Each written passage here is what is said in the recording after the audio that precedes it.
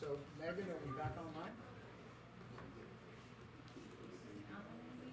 The Board of Ed. No, Oh. I'm Actually, no, we didn't vote on the election. Who's in charge? nobody. Okay, sorry about the delay, everyone. So, as of right now, I'm sorry. Everyone, we're back live. The public is now listening at home. so right now there is a motion on the floor made by Scott Lavender to elect Matt Dorsey, seconded by Committeeman Ray, as the president of the Township of Long Hill for the Board of Health for 2024. So, Assessor Sherman, Yes. Committeeman Dorsey, Yes. Committeeman Ray, Yes. Committeeman Verleza, Yes. Deputy Mayor Paserchia, Yes. Mayor. Oh, not going to correct me. Reverse it. Deputy Mayor Lavender, Yes. Mayor Paserchia. Yes. Okay. So next is the oath of office for the President of the Board of Health. Matt, I'll pose it as a question. Do you, Matthew Dorsey, solemnly swear that you will support the Constitution of the United States and the state of New Jersey, that you will bear true faith and allegiance to the same, to the governments established in the United States and in this state under the authority of the people, and that you will faithfully, impartially, and justly perform all the duties of the office of Long Hill Township President of the Board of Health according to the best of your ability, and that you will not use your office to grant preferential treatment nor seek personal gain, favor, or advantage not available to the general public, so help you God? I do. Okay. All right, so our first order of business is to election, it's me. All right, office, we did that. Appoint a Board of Health attorney, I nominate Jack Pigeon. Second. Assessor Sherman, Yes. Committeeman Ray, Yes. Committeeman Verleza, Yes. Deputy Mayor Lavender, Yes. Mayor Paserchia, Yes. President Dorsey. Yes. Next, approval of minutes from our last meeting, which was January 18, 2023. So moved. Second. Stop, sorry. Assessor Sherman, Yes. Committeeman Ray, I don't think I was at that meeting. you weren't. Yeah, so Okay, so you're abstaining. abstain. Yeah. Committeeman Verleza, Yes. Deputy Mayor Lavender, Yes. Mayor Paserchia. Yes. President Dorsey. Yes. Next order of business, resolution authorizing the township to enter an agreement, or the Board of Health to enter an agreement for professional services with the community visiting nurses. Can I have a motion? So moved. Thank you. Second. Assessor Sherman, Yes. Committeeman Ray, Yes. Committeeman Verleza, Yes. Deputy Mayor Lavender, Yes. Mayor Paserchia. Yes. President Dorsey. Yes. And finally, a similar motion, which is 24-02, resolution entering into a professional services agreement with the Visiting Nurse Association of Somerset Hills. Can I have a motion? So moved. Second. Assessor Sherman, Yes. Committeeman Ray, Yes. Committeeman Verleza, Yes. Deputy Mayor Lavender, Yes. Mayor Paserchia. Yes. President Dorsey. Yes. Discussion items, we have two announcements, basically. The first one is your dog license are due by January 31st. So if you have up to 3 dogs you're permitted to have, please get your license application in and just supply the rabies vaccination information. And if you, every month, it goes up $10, a $10 late fee starting in February, then a $20 late fee in March. And then second, there is a Cancer Thriving and Surviving workshop. It's free. It's at the Morris County County Library Conference Room. It's from February 8th to March 19th. Not every day, it's every day, from 10 a.m. to 12:30. It says participants will attend a 2.5-hour interactive workshop once a week for 6 weeks to learn to deal with techniques to deal with symptoms of cancer and its treatment, such as fatigue, sleepiness, shortness of breath, stress, emotional issues. And it's basically for open to anyone, unfortunately, has cancer. They have survivors, their family, their friends, and their caregivers. So if you or anybody else is interested, it's at the Morris County Library. You can look up the Morris County Board of Health, or you can call the register at 973-682-4940. And that includes the announcements and any discussion items if somebody else has anything to discuss. Seeing none, I'd like to open the meeting up to the public for comment. Anybody from the public, live or on the internet, have any questions or comments for the Board of Health? Madam Clerk, anybody in the internet? If anybody on Zoom would like to make a public comment regarding the Board of Health, please raise your hand now. I don't see anyone. All right, seeing none, we'll close the meeting, the public comment, and I'll request a motion to adjourn. So moved. Second. All in favor? Aye. Thank you, everybody. Thank you, Mr. Chairman. Thank you. Have a good night. You too. Thank you, Mr. President. You're welcome. I'll turn the meeting back over to you. Thanks, Matt. So we have a couple of proclamations, or a few proclamations, presentations. The first one, and for as long as I've known Mary Grace, I'm embarrassed. Hopefully I pronounce her name correctly. Luderitz? There you go. So I'm going to read a proclamation for the work she's dedicated to this town, specifically to the library, for a long, long time. Whereas the untiring work and dedication as an employee to the Township of Long Hill Library, while certainly appreciated, too often goes without adequate recognition of the valuable contribution that is made. Whereas Mary Grace, I'll say Mary Grace going forward, Mary Grace joined the Long Hill Library in 2011 as the Adults Service Librarian and Assistant Director until 2020. This was Mary Grace's second career as she retired from Bell Labs and IBM as a systems analyst, computer programmer, and web developer. Mary Grace loved her first career, but finally referred to her tenure at the library as her dream job. Mary Grace always felt that opening the library doors each morning was like the start of a party. Mary Grace never knew who would be walking through the library doors or who would need help with anything. Mary Grace was instrumental in bringing great books and movies, new technology, lively concerts, educational events into the library for all to enjoy. Mary Grace brought in resources for job seekers, for non-English speakers, and for veterans. Something that Mary Grace did that no one else had to handle was navigate operating a library during COVID. This time was so important not only for the staff, but for the residents as well. Mary Grace found ways to get books to people who were stuck at home, increasing the library's electronic collection dramatically and moving events outside. Mary Grace did a lot to beautify the library, including a lovely paint job and the colorful wrap of the library book drop. She reimagined the library's own logo and oversaw an increased branding push, including library bags and fun new library cards. Mary Grace always thought her greatest responsibility was to the people who used the library. She took time with people and knew what books they wanted and issues they cared about, letting them know that they belonged at the library. Mary Grace has left a staff that has learned so much from Mary Grace's role at the library, caring about learning and about playing. The entire staff relied on Mary Grace for information, inspiration, and positivity for many years, and they look forward to seeing her in her new role, library volunteer for life. I don't know. I'm not sure if Mary Grace knew about that part. Therefore, be it proclaimed that on January 24th, 2024, the Township Committee of the Township of Long Hill and the County of Morris, State of New Jersey, on behalf of the residents and staff of Long Hill Township, does hereby extend deepest thanks and appreciation for her long service and employment to the Township. Guy Pacercia, Mayor. Thank you, Mary Grace.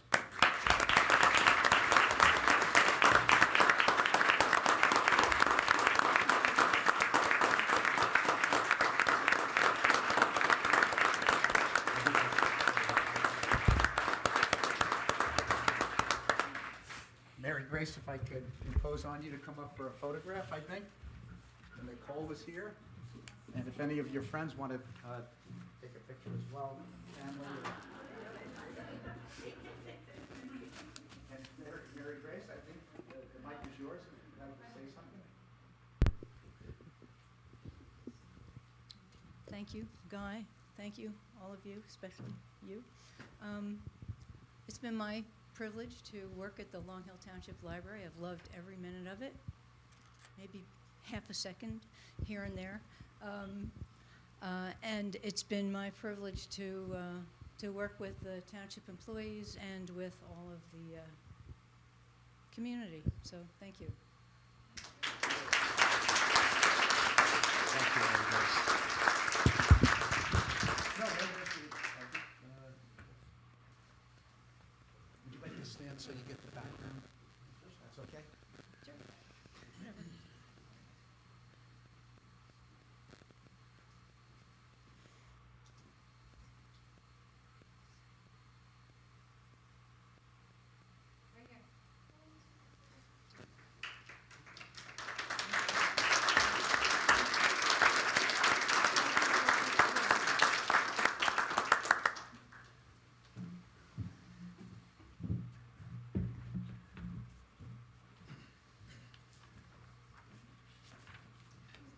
Volunteer for life, that doesn't sound like a reward.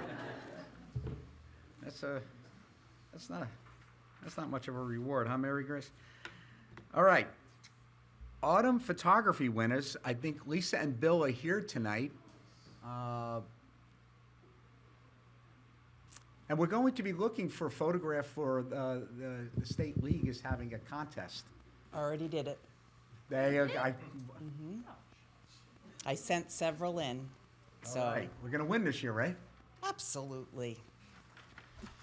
We have some very talented photographers here in Long Hill, and we have been following up these photography contests a couple a year, and I'm always amazed with the pictures that come in Long Hill.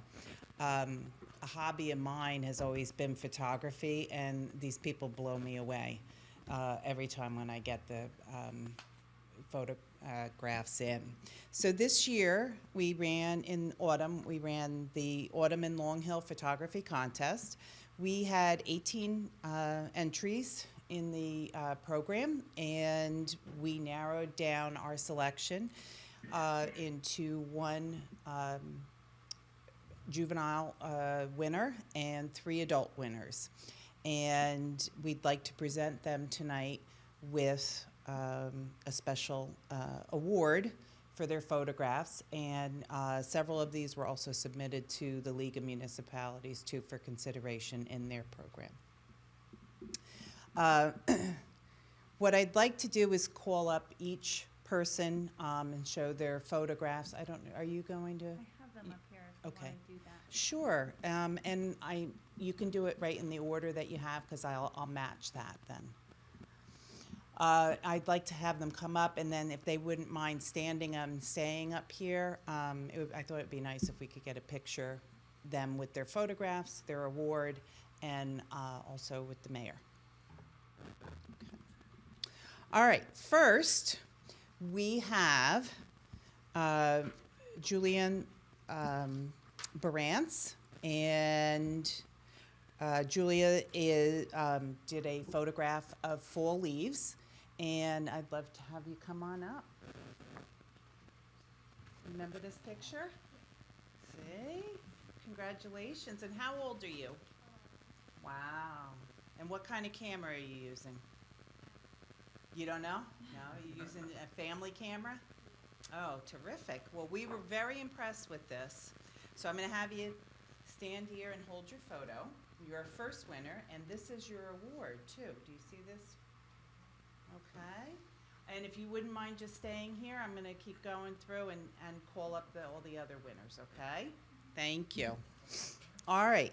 Next, we have Claire Borkowski, and she took a whole series of pictures of little mushrooms in the fall that I thought were pretty amazing. So Claire is here. Congratulations. You too. And this is Bill. Bill has an award for you. If you wouldn't mind standing just up here, we have 2 more. Okay.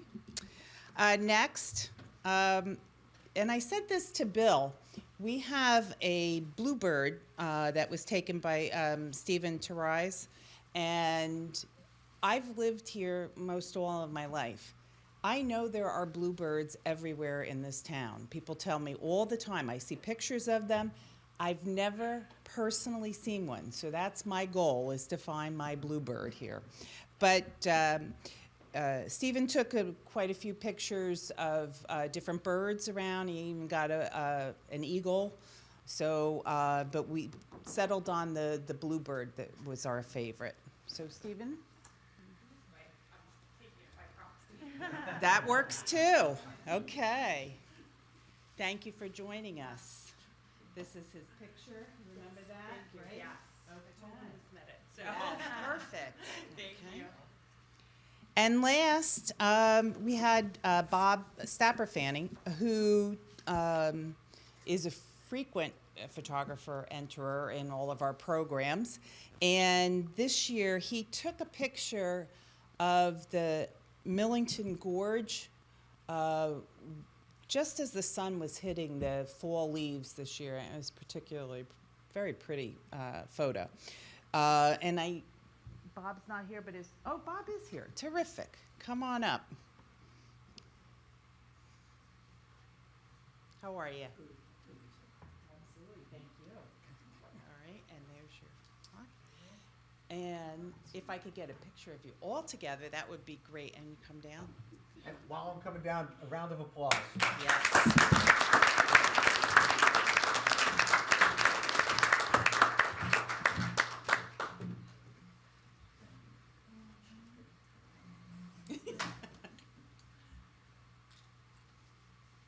Where would you like me to stand? Right in the middle of them. In the middle? Yeah, there you go. Congratulations. Thank you. There you go.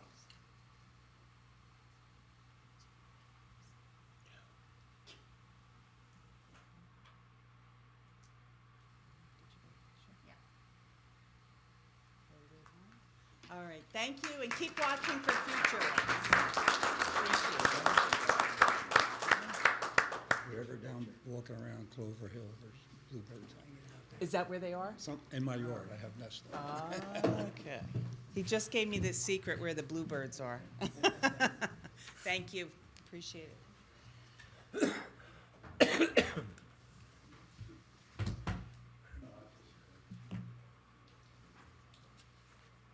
I believe Fred Hunt from the, as chair of the HPAC is here. There's Fred. I am. And you're gonna give us a presentation. Hopefully be very short. Why I'm here is to, I guess, ask your approval of a letter that HPAC wants to send out. And because it's going to be on township letterhead, we need to seek your approval. The letter is going to go to owners of historic houses in the town, and we get the houses from our historic site list. There's about 50 of them. And why we do this is basically part of our mission to promote historic preservation in the town. And what we're seeking is information on the history of these houses.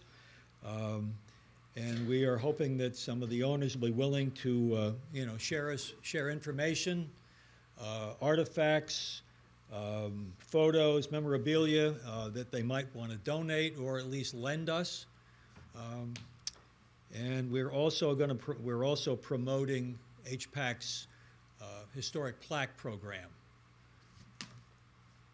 And that's really all we're asking here. And you have a draft of a letter, I think. The only thing that's changed is we have a greeting on it that says, "Dear homeowner." I mean, no, I have. Yeah, Did you want to read it, or? I can, sure. Thanks, Fred. And the letter will say, "Dear homeowner, the Historic Preservation Advisory Committee, HPAC of Long Hill Township, is actively seeking historical information about our town's heritage, specifically focusing on the historic homes within the community. In this regard, we are reaching out to homeowners to inquire if they possess any noteworthy history related to their homes. Additionally, HPAC collects artifacts, photos, and memorabilia associated with these historic homes. The gathered information and items will be curated and preserved at the Millington Schoolhouse, Old Town Hall, with the possibility of being showcased in the Long Hill Township Town Hall. As part of our commitment to recognize and celebrate the historical significance of these homes, HPAC has a plaque program. Under this program, we offer a beautifully crafted plaque that can be affixed to the house, displaying its name and the year it was built. If you're a homeowner with historical insights about your residence or possess artifacts relevant to its past, we would be delighted to meet with you. Please don't hesitate to reach out to HPAC for further discussion. Please visit our website, and also they can call either me or Denise Murphy. That's great. I appreciate all the work that you Okay. guys do and gals. And this is a wonderful program. Okay. And Long Hill has a lot of history. I don't need this in the We're, same year. we're working on it. Thank you. Thank you. Next up, we have a Delaware Avenue presentation. Fred Zelli, I believe is here. There's the young man. Thank you.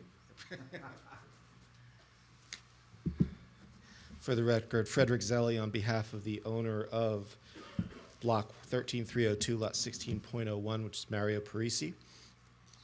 On November 28th of last year, the Planning Board approved a 4-lot subdivision of the subject lot, which is the unimproved portion of Delaware Avenue, so west of Morristown Road.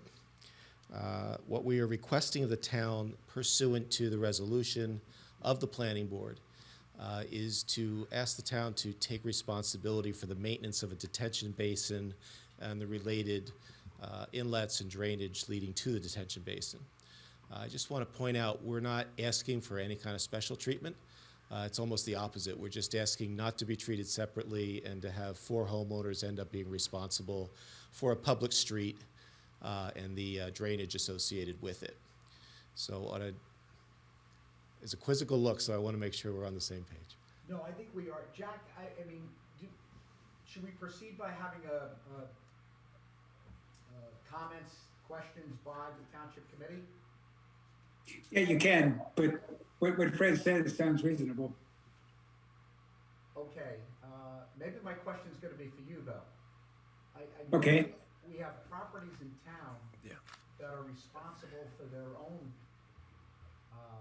maintenance on, so I'm confused.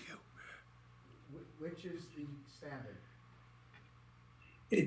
Where's this water coming from? Is it coming down Delaware Avenue, or is it from the lots?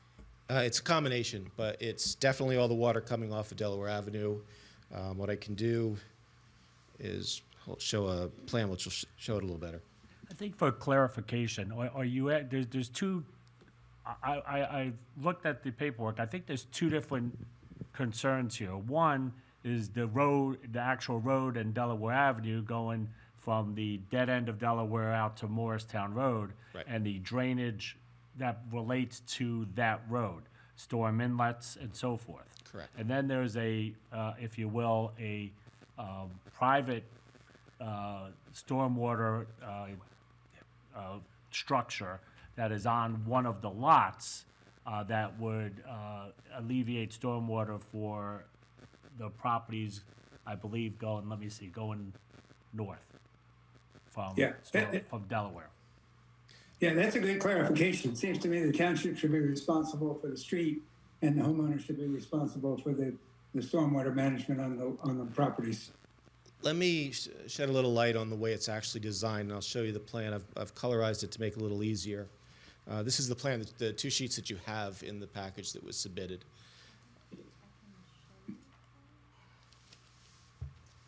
Megan, is it possible to, I'm gonna try my you're way ahead of me, aren't you? Gonna try my What else best. is new?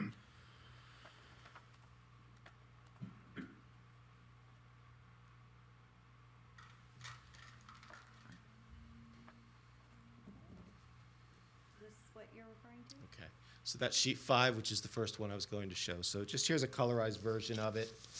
I'll just show the audience for a moment, and then I gotta face the camera.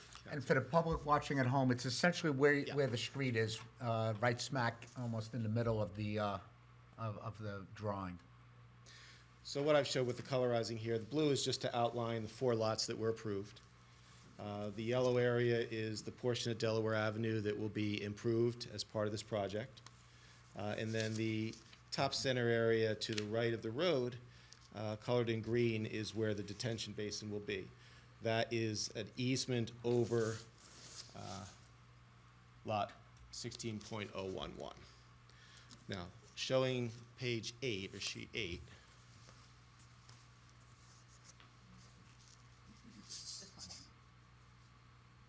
Actually, the public can, and the public can see, right? Does everybody see the? this is television? the same Yep. sheet, it's just colorized version. Yeah, we can, but this is not, on Zoom, it's not the colorized version. Correct. This is an exhibit that we were submitting this evening. That was not submitted as a colorized version. Understood. So what I've done here, though, is again, the green is the detention basin, the yellow is the road. What the orange lines show is the actual drainage lines. So it picks up your inlets off of the street. It picks up water at different spots within the property as a whole, and all end up in the drainage basin. And then the drainage basin, and I'm gonna have to read it. Glasses. Has a spillway that allows overflow, and then that goes out into the flood area in the conservation zone. So the point is, it's a system that picks up both areas. So when you talk about the private portion versus the public portion, they're not really two different portions. It's all one big system. The town, of course, with any other storm sewer system in the streets, would be responsible for maintaining it. Even if this were a typical situation in a much larger subdivision that would have homeowners association and something along those lines, the town would still have an easement to get to the detention basin, so that if the homeowners association did not do what they're supposed to do, the town would have the ability to go in and take care of it and prevent any kind of flooding situation. But what we have here is just 4 single-family properties. This is not a huge complex or something like that. The only alternative would be for a homeowners association to be formed, again, with just 4 property owners. As I was starting to say before, we're not really looking for any kind of special treatment. We're really looking to be not treated differently than any other homeowner who lives on a street that has the town taking care of their drainage situation. The individual home sites, their leaders and whatnot are connected to pipes around their homes. Those do ultimately end up in the same detention basin, but we're not looking for the town to maintain those. Like any homeowner, they'd be maintaining their own on-site drainage system. This is really just for overall drainage that affects the entire area and would affect the street in particular. I have almost the identical situation in my neighborhood on Stephanie Drive. And the retention pit happens to affect my house probably the most. It's right behind my property.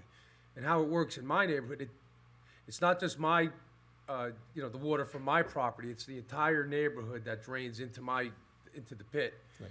I have to cut the grass, I have to do all the maintenance on that on that pit. I have to do it. It's at my expense, but the town has to take care of any heavy, if a tree falls in there, if there's major repair that needs to be done, then the town takes care of it. So what would be different in this situation? Why would the town have to maintain it and not the property owners? Do you know why it is that you're responsible for it? It was written into the deed that way. When I bought the house, I was made aware of it, and then recently there was a ruling by the EPA that kind of etched that into stone. Yeah, the stormwater regulations have identified privately owned stormwater structures that are basically owned by private homeowners. And we have identified roughly about 20 such properties located in town that actually will be getting letters later this summer about the proper maintenance of these stormwater structures that are privately owned and what they need to do to the town to provide them. There are, you had mentioned options. You could create in essence, a 4-property homeowners association that can hire a landscaper or whatever to maintain those outlets. And a lot of these structures are tied into the township stormwater structures and the township stormwater plans. But they're maintained on private property. So there would be maintenance, or as Committee Member Leza said, it can be written into that property's deed where they have to maintain it themselves as a private property owner. The other option is and towns have done this where they've accepted, if you will, contribution to maintain that privately owned structure, and the town would keep that in escrow and use that escrow money to maintain that. Or it can be just a one-time fee, if you will, to anticipate the cost of those structures, and some towns have taken those privately owned structures over that way. So there's a multitude of ways to take care of this. I would suggest that the committee listen to what your client has to say, and maybe have a discussion with the township engineer, or have the township engineer to a meeting and discuss options and so forth, that we can have you guys well informed before you make any kind of decisions. And I can represent, and Committeeman Ray, I'm sure remembers as well, the township engineer, your new engineer, was also the board engineer. Correct. And he raised this at length. The chairman even had him go back and prepare a formal report, as I recall, dealing with this issue and whether it would have to be a homeowners association or whether it could be a cross easement type of situation with maintenance obligations. And there was quite a bit of discussion, even between the board members, as to the best way to handle it. The ultimate resolution was that, as they placed in their resolution, would be to come to the town, plead our case, so to speak, and the town would decide whether it was something they'd be willing to undertake or whether we would need to go back into a homeowners association. Our position would be, we think it's not overly burdensome on the town in any way. What it would really amount to, most of it would amount to just pipe cleaning, starting with the street, which they would be doing anyway. It's going to ultimately be a public street, obviously, and some mowing duties and things of that nature. Again, this is a relatively small area. It's just these 4 lots, and the flip side would be to have just these 4 owners be responsible for it. Just speaking on behalf of the client, as part of this, obviously, they're putting this road through at their expense. Not to say that they're not benefiting from it, obviously they are. But this is something that your master plan has had in place for some time to have Delaware Avenue completed. And we are doing that for the township. And we just don't think that what we're asking here is to undue burden on the township. And it would be both logistically and financially to place it on just these 4 homeowners. Obviously, the town's going to benefit from the taxes from those lots. These are going to be upscale homes, and they'll be assessed accordingly. What if it was deeded to one of the lots, like mine is? In other words, the adjacent lot, what if it was part of their lot? In other words, the retention basin on my property is sizable. It's in the rear of the property, and it does drain the whole neighborhood, yet I'm the one responsible for maintaining it. But conversely, I do use it. I turned the lemon into lemonade, and I made it part of my property. Right. So, what would be adverse if the adjacent property simply maintained it as I do mine? Well, you're referring, I think, to just like the mowing Correct. responsibilities and Yes. things like that of Yes. just of the basin? Yes. In theory, I can't tell you any reason that couldn't be done. It's just this request encompasses a lot more than that, because it encompasses all of the various pipelines and whatnot, starting with the street, and to keep them open, and that the individual property owner in your position wouldn't really have the ability to do. Right. No, and I believe that's how the town does it for me too. The town, if anything major goes wrong, if a tree falls in there, if there's a problem with a pipe, if there's a problem with the drainage itself, the town takes care of that. I think if that's what But the the committee general feels appropriate, maintenance, I the don't mowing think of my the lawn client and would have a stuff like problem that, with that's that. on me. Right. If debris falls in there, the leaves, that's on me, as I would maintain any other piece of my property. That would seem like something that I would certainly take it back to my client. I don't expect that would be an issue. Yeah, I mean, just at my recollection of that meeting at the planning board was that we were kind of heading towards an HOA taking care of this. And so my only question to you is, how would we distinguish the situation on Delaware from the situation that was presented by Committeeman Verleza and others in the town, obviously? Because if we were to do something for the Delaware property for your client, then you know, I think there might be a long line here of other residents wanting us to do the same. I think what Committeeman Verleza has described is, it might actually be the right compromise on this, because the HOA, it's cumbersome to have an HOA with just 4 members. It honestly is, and that, as you know, was a big part of the discussion. Your engineer cited the statutory and regulatory provisions where it seems it has to be an HOA, or at least that was the position he strongly took. And I didn't see anything, honestly, in the law that contradicted him on that. So to try to do it through some private arrangement didn't make sense. But if the board, I'm sorry, I'm used to saying board, if the committee is comfortable with everything that Mr. Velez has suggested, we could certainly deed the obligation for just the basin to that homeowner. Luckily, it is on one lot only. That's something we could certainly consider. Yeah, and if you want to take a look at my deed in particular and how it's written in, if you want an example. We'll take a look at that, please, sure. yeah, I would bear no issue with it. So Matt or Scott, do you have?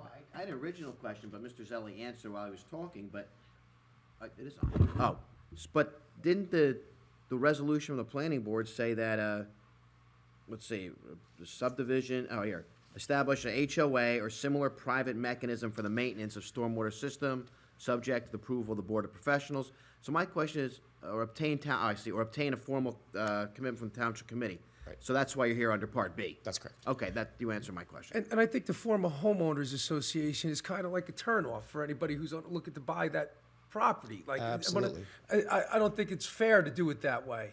I think the way that it's done in my neighborhood is kind of like a fair compromise. You know, DPW doesn't have to come and do the regular mowing and removal of the debris. But in that rare occasion, if there's something, you know, blocking the drainage or something heavy that has to be maintained, as the township would do in any other area of the town, they take care of it. Like, again, it's just. You know, just as caution, that's not 100% accurate. But you know, if the town, if property owners don't take care of their private structures, the township would ultimately do that, and there will be a mechanism to charge that property owner for the maintenance that they don't properly maintain. Because obviously, any structure, any stormwater structure, whether it be privately owned or publicly owned, is part of the stormwater system. To keep it moving, clear, and everything else is a very important part. Where half the town is called the Great Swamp, and the other 3 borders are the Passaic River. So, you know, to keep the stormwater system flowing, this is you know, what we've been working on in-house for probably the last 5-6 months of getting all these inventories together, talking with DEP and EPA. So, you know, I would suggest that the committee take under consideration and, you know, not make any kind of decision tonight, but maybe have the engineer come to a meeting and talk about the stormwater regulations as it pertains to Long Hill Township and the other approximately 20 private structures that we have. That, you know, we will be notifying, and yourself included, of what needs to be done and what needs to be provided for the maintenance on a yearly basis. So there's more to it than, you know, just keeping the mowing and keeping the small debris out of the way. So that's what I would recommend to the township. And Randy, I 100% agree with you, because conceptually it sounds great. The homeowner does this, that, and the next thing, and then anything happens, the township comes in. But what I'm concerned about is, how do you define when the homeowner's obligations end and the township's begin? And I think that is that's something that would be very difficult to paper, and it would only lead to kind of argument down the road between the homeowner and the town. So I agree with Randy's assessment of the situation, that we educate ourselves on this, and Well, we can certainly take a look at how Yes. your documents have been worded. It sounds like it's actually within the deed, but I don't know if there's another agreement of some sort that we'll find that out.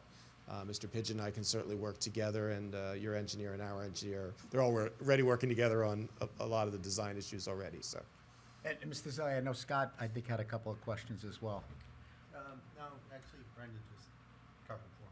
I'm good. Brendan, thank you. And I guess what I'm looking for is the consistency, exactly how you led your testimony here this evening, because I'm aware of those 20 or 25 properties. I know the properties on Stephanie have a couple of, not just yours, I know there's one other, and I'm aware of a few that are on Pleasant Plains that then front onto Long Hill Road. I don't know what they're responsible for, so that's why I would like to understand it better. Also, I would point out, as Randy had touched upon, there's the new stormwater regulations and there's post. And we are a town, no surprise, that has some drainage and flooding issues. So I don't know what will happen going forward. And all the properties on that list that you showed me, I think are built 2000 forward. So something changed. You could point out to a development that was built back in 1970, and probably you are accurate. Right. But I don't know if you're going to be accurate for developments like Mr. Velez's. So that's not a yes, it's not a no. Right. I'd like to follow the advice of what Brendan said and what Randy said and educate ourselves, and then maybe come back to you and your client. Sure, that makes absolute sense. I can tell you that we were not aware of those kind of individualized treatments of certain lots, and that's certainly something to take into account, because that probably is something, a classification that we would fit into more. We were really more concerned about being treated the same way, a 50-lot project that has a full-blown homeowners association and common elements and all that kind of thing. We just didn't want to be lumped in that same category. I think that's more than a fair request. Thank you so much for hearing us. We appreciate it. Thank you for Have a your great time. night. Thank you. Okay, now we're up to item 5 on the agenda. So what we have, I believe, are 3 ordinances in a row, all on first reading. So I just want to prep everyone. There are no comments or questions during first readings. That's not to say, at the end of the meeting, of course, the public is entitled to comment or ask questions on any topic. So we're just going to work through this reasonably quickly. Of course, if any member of the Township Committee has questions or comments, then feel free. Mr. Mayor? Mr. Mayor, if I could say that I'm going to abstain from voting and also a discussion on ordinances, on all 3 ordinances, given their subject matter. I think it's, okay. it's safe Thank you. to do that. Brendan, thank you. Mr. Mayor, rather than go through each one, maybe I can offer some light on all 3 of them in terms of. Okay, did you want to do it before? Do it at the introduction? beginning, and then we can That- go through these. That's fine, Scott. Thank you. So if it's okay, I'll. start. Absolutely. Okay. Floor is yours. All right, so there's 3 ordinances in a row here. One is a salary ordinance. The second is the creation of a new position, Director of Public Safety, as well as an Executive Administrator. And the third is an ordinance dealing with committee liaison roles. And all 3 of these are related. So, well over a year ago, the Township Committee commissioned a study from a company called MRI to do an analysis of our police department. And, the nature of that study, it was a very high-level 50,000-foot survey of operations in the department that was to guide the committee on some decisions going forward. Subsequently, last July, we embarked upon a shared services contract with Harding, and in particular with their administrator and appropriate authority, Bob Falzerano, to assist us with advice and in also preparing another report, which was a highly granular report based on a whole lot of information that was retrieved from our department. And as many people know, Mr. Falzerano had been police chief in Long Hill a while back. lives here in town, so he had, very specific knowledge of the evolution of the department over the years. So we did get the report, and, the committee reviewed the recommendations in it and is prepared to act on some of those recommendations tonight. The report itself is about 60 pages, not including some reference material in the back. A link is supposed to be on the website. I thought it was going to be on the website a couple of days ago, but apparently it can't be there until we accept it by resolution. But you'll see a link to that maybe tomorrow or the day after, I hope, Megan, right? Possible? This week. Yeah. And I expect that that will be on the communication page of the PD website like the MRI report is. If it's very well written. I would suggest anybody who has an interest in it, please read it, and if you have questions, you can forward them back to myself and copy the mayor. But I want to go through, a couple of things that got, that some of the conclusions that were reached and some of the purpose behind it. Basically, what we're trying to do, we're not trying to recreate department as much as we are trying to create a new department that is responding to the needs of the 21st century. And so what does that mean? Over the years, this town's evolved. The dynamics of the town have evolved. The population has changed. The demographics have changed. The culture of the people who move here have changed drastically. Technology has changed. Facilities, they're in need of change, and compliance and regulations along that line coming from the state government has increased enormously. And what's interesting is, I believe, Mr. Mayor, the population of the town is actually a little bit less than it was 20 years ago. I think the population in the schools is a little bit less as well. Quite a bit less, I would say. And yet, all of us who live here have this feeling as if, growth is coming around us. And this was explained to me by Mr. Falzerano, is that our need to provide policing and budget for policing is not dependent upon the size of our population. If you take a look at Valley Road and the traffic from the people that are coming from out of town to shop in our stores, to go to ShopRite, to go to TJ Maxx, et cetera, there is a lot more traffic coming into this town, and with that traffic comes incidents, traffic incidences, perhaps criminal behavior, safety incidences, et cetera. And so what the effect that it's having on our town is as much related to the building that you see going on in Warren and Berkeley Heights and Basking Ridge as it is, building that we anticipate here. And with, affordable housing requirements that, inevitably come down the path, there'll be more things to deal with from that perspective as well. Secondly, technology has changed. The amount of technology in the cars and the amount of technology that the officers carry around with them is drastically different than it was even 5 years ago.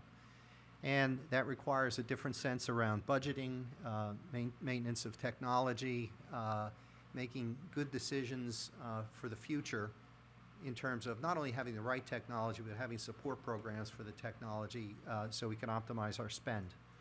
And then lastly, the nature of the employees that we hire and the new officers that are coming in, it's a newer generation.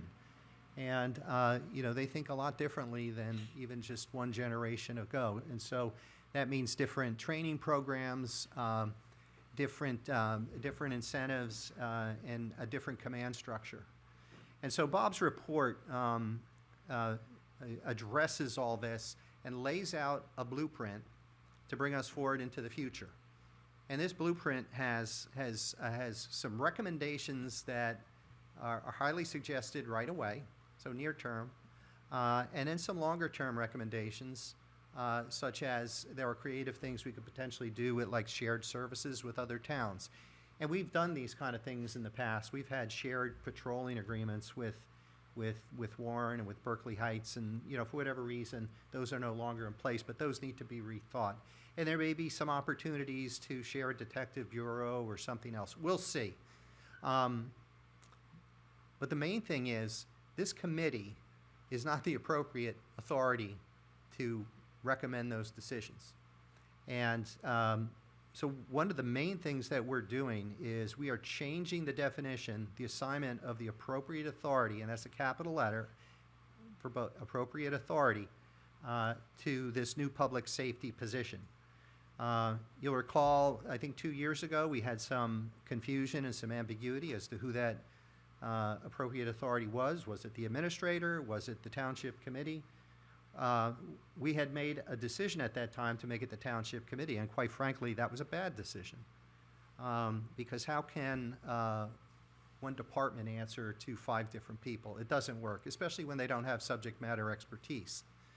So what we're trying to do is to hire a public safety director who is going to be designated the appropriate authority and is going to be reporting to Randy Barr. And Randy Barr will be hiring this person, and when he finds the right person, he will make a recommendation to the township committee for our approval. But Randy is the hiring manager. The appropriate authority is the will be the direct manager of the police department. So the big win there is to get someone who actually knows what they're doing, that has subject matter expertise, that has a career's worth of experience to help us get into the 21st century. So, you know, I talked about some of the objectives near term. One of the main things that we want to do this year is regain accreditation. You'll recall we lost accreditation over a year ago, and accreditation is very important.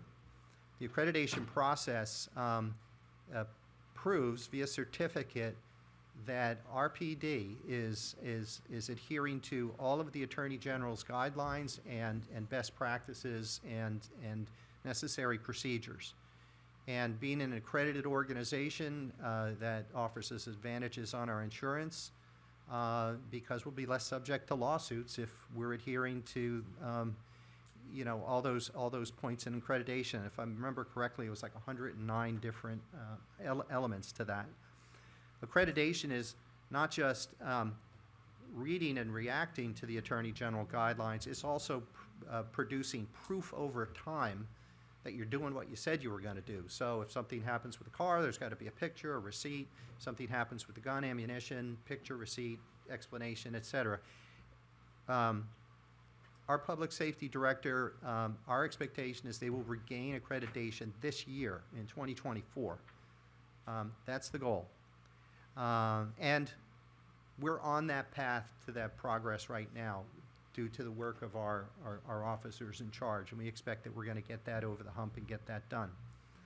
A second big item on our list, and this is not necessarily a this year thing, but it's a as soon as possible, but we know we have a lot of steps to go through, is a new police station. There is a marker in the parking lot that's about 4 feet tall, right underneath the generator, and that's the high water mark for a 100-year flood. And if that 100-year flood were to happen, that would go over the top of the windows on the ground floor and flood the police department. The committee this year is actively going to be trying to identify property that you know, we can procure or repurpose for a police department and kind of work through the steps. We're by no means the people that can tell you how to build a police department. It's just not our space. You need a subject matter expert for that. This public safety director is going to guide that process. And without this kind of person, this committee would be reliant upon a whole host of consultants that cost a lot of money, that don't live here in town, and maybe are completely aligned with where we want to go. So this is going to be a major goal for this person. There's been some questions out in social media. Is there going to be a chief or is there not going to be a chief? Well, as you can see in the salary ordinance, there's a chief position. We're not going to name a chief right away. Why not? We're not subject matter experts. We don't know what to look for in a police chief. This person is going to help us identify who that person is and make the recommendation to Randy and through Randy to us as to who that person will be at the right time. Couldn't give you a time frame as to when that was going to happen.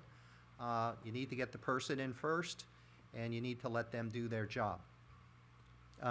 Next thing, I mentioned we are no longer going to be the appropriate authority. I was police liaison in the last year. I will no longer be police liaison. In fact, when we analyze this, we're eliminating liaison positions for any departments. The spirit of a liaison, as a member of this committee liaising to a group, is to liaise to volunteers, not to employees, right? And so what we want to avoid, and this is a best practice that was teased out in Bob's report, and it's something that other towns are finally picking up on, unfortunately not all are, is when you have a liaison, you're effectively granting a public employee a route around their manager. And we're not going to do that. So liaison goes away. Liaison for police department, DPW, and social services. Those department heads answer to Randy, and Randy will be responsible for those reports. And so we think that's a very good change, and makes the lines of delineation for the reporting structure that much clearer. Now, I've seen some stuff on social media. Well, gosh, it looks like you guys are spending a lot of money on positions we didn't have before. What I would like to remind everybody is, we look at a town like Harding. I'll start there. Bob Falzerano is the administrator, but he's also the appropriate authority. So he's basically holding two roles. And the reason is he has police experience. It's not dissimilar to what we do here in Long Hill, where Randy Barr is administrator and CFO. You recall we had Nancy and Randy on salary, and when Nancy Malou left, Randy moved into that spot but retained the CFO role, and we hired a much less expensive part-time assistant to help him on the finance side. We saved money there. Secondly, with the people that we hire, we're looking to get retired individuals. That's going to save a lot of money from a pension perspective, and is really going to save the town some money. And health benefits, right, that's what I meant to say, and health benefits. And not pension, because I think potentially they could go to a different system, so I misspoke there. Pension, okay, health benefits, we don't have to worry about. And that's significant. I think, Randy, what is the cost of health benefits? Is that something we can mention? Yeah, we're under the New Jersey State Health Benefits. I can tell you family coverage is upwards near in 36,000 for 2024. Yeah, so it's a lot of money. Lastly, what I wanted to say is, we're looking at 2 civilian employees, a police director and an assistant to them, and what these folks are essentially going to be is a force multiplier, if you understand my language on that. Force multiplier is someone who makes everyone else around them much more productive. We've had a police department that has just been overly burdened with documentation duties, evidence duties, permit duties, things that a non-sworn civilian can offload.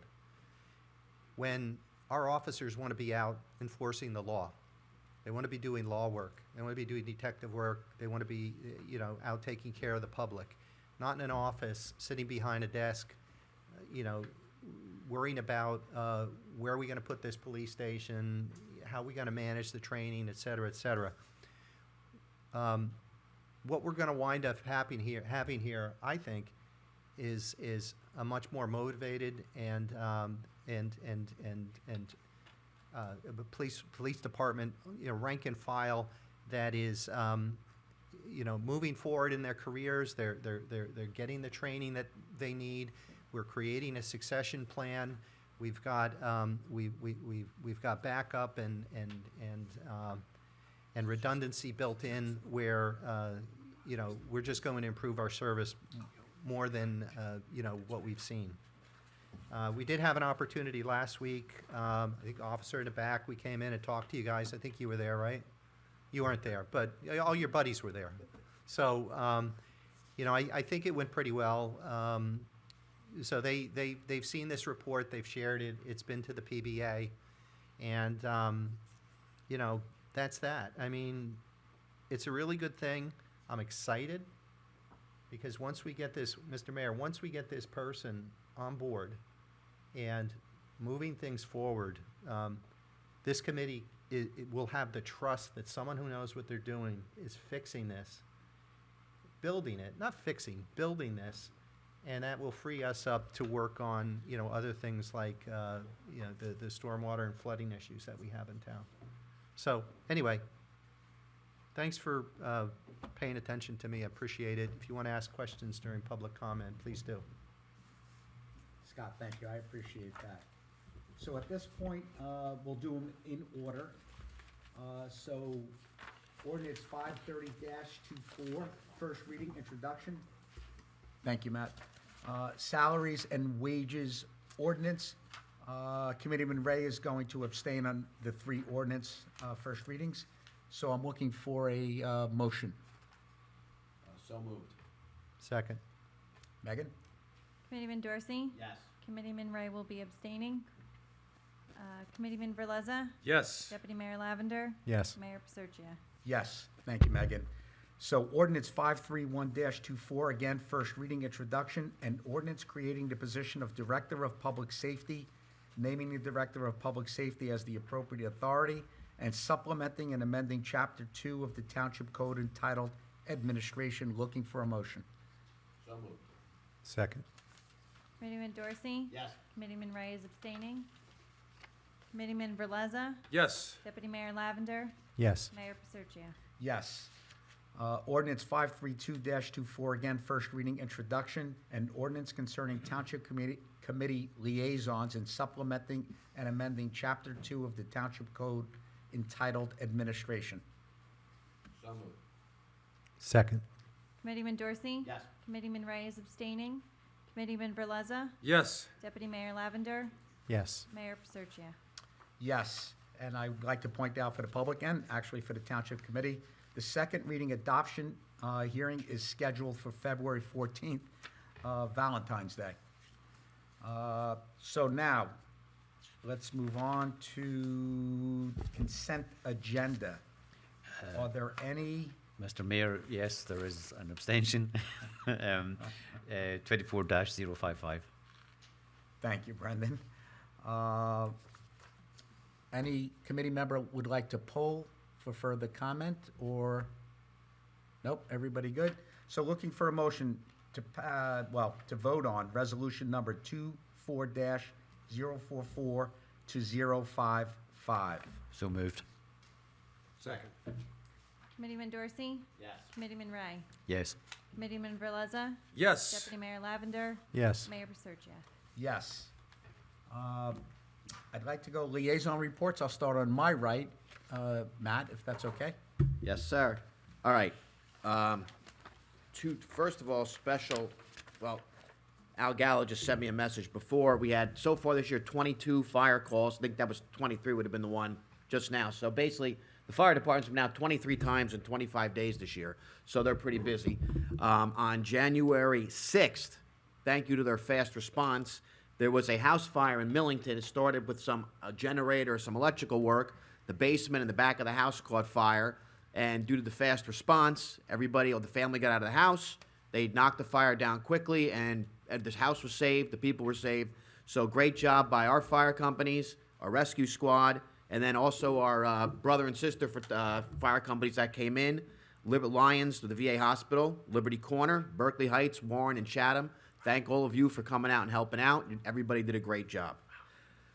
And from the police liaison report, and Detective Novotny, if I don't say this, he's going to be very upset. He is the brainchild, it's his brainchild and baby, the PBA 5K and 10-mile run, February 10th.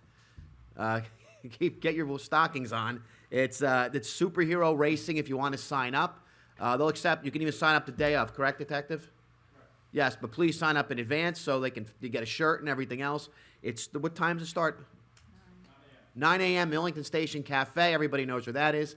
So if you want to sign up, go to Superhero Racing. Just Google it or superheroracing.com. Please sign up and enjoy it.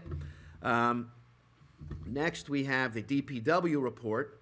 I just want to remind everybody, Facebook is not the place to go if there's a pothole. This is ridiculous. We don't know about it. We don't have people monitoring Facebook all day.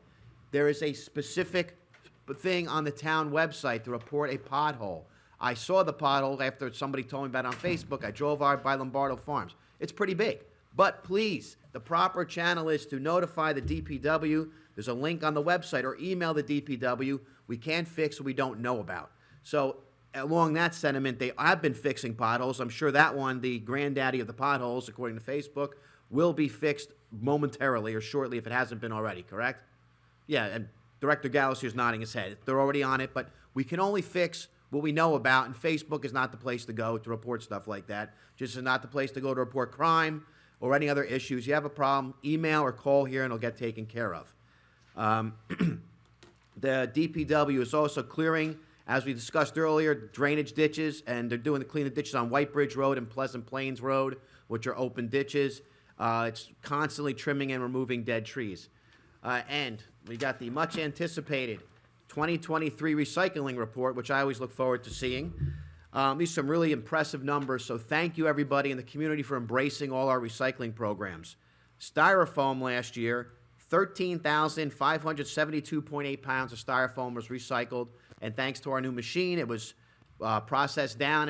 They'll be repurposed into frames and molding and things of that nature. So it's been a great program. Keep it coming. And a reminder, you don't have to drop it off to DPW. There's a collection bin right outside the library that's accessible 24/7. There were 4,000 cubic yards of brush and trees that were brought down there to be repurposed. The aluminum can program that they partnered with Sterling Fire Company, they collected 1.5 tons of aluminum, and that turned, when they went to recycle it, it turned into $1,433, which the fire company then donated to the St. Barnabas Burn Unit. So there's a lot of good feelings about this recycling. 1,617 pounds of used cooking oil. So the grease and things like that's dumped in there again. It's repurposed and recycled. 51 cubic yards of grass clipping, 185 cubic yards of leaves. Electronics recycling. This is a big one. Actually, somebody at my office was asking if our town did it, and I think they brought a television or two over. Computers, televisions, printers, and fax machine type stuff. 17.8 tons of, that's a lot, of electronics. And there were non-covered electronics, which are DVD players and VCRs, for those who still have them. 5.6 tons. Fluorescent bulbs, 561 pounds of fluorescent bulbs. 2 tons of car batteries. 17 30-yard containers of single-stream recyclables, which was 28 tons. So the stuff that people didn't put out to get recycled, they brought down to the DPW. It's an additional 28 tons we took out of this garbage stream. 500 gallons of motor oil, which I think was last year we bought a conversion system. So the motor oil is repurposed and used to heat one of the garages. So it's used again, so it's great. It saves the town money on gas bills. Food compost, 600 gallons of food compost. Again, more it's repurposed and recycled and used for fertilizer or whatever else they use it for. So far this year, 628 Christmas trees have been picked up. The last day to do that, leave it on the curb, is January 31st. So please put them out by January 31st. They'll be picked up as the gentlemen drive by and taken down and made into mulch. And finally, 200 pounds of plastic bags, which is pretty impressive considering there's other drop-off sites around town, such as ShopRite and other stores. So thank the DPW. And most importantly, all our residents for embracing our programs. And I'm sure as ideas come up, we're going to roll out some new ones. We're trying to be as creative as we can. So thank you, everybody. Thank you, Mr. Mayor. Matt, that is a great report. I feel sorry for Scott, who's going to follow. I want to point out that Chief Al Gallo, Sterling Fire Chief, and also our DPW Director and the DPW Department does an incredibly great job. They're always there. Real life example, just a few days ago, there was an icing issue on Myersville Road that was pointed out to me by a resident. I called Al. Hopefully has nothing to do with me being on the township committee. It was a public safety issue, and your team went out there and addressed it within 30 minutes. So please, what Committeeman Dorsey pointed out, if you see a pothole, it is impossible for us to monitor all the roads. Just report it. Al's team will get out there, I promise you. Scott? Well, after that report from Matt, I can only quote Roberto Duran, no mas. Victor? All right. You're coming, you're coming. The rec liaison report is as follows. Let's go to slides 1 through 4. All right, January 14th was National Dress Your Pet Up Day. We all know how important our pets are in our lives, and we had 8 families who went above and beyond to share with us photos of their pets in their best attire. On the 4th slide, we see the winners. Theocritus Cats, Peppy Dog, and Hub Schmidt Lizard.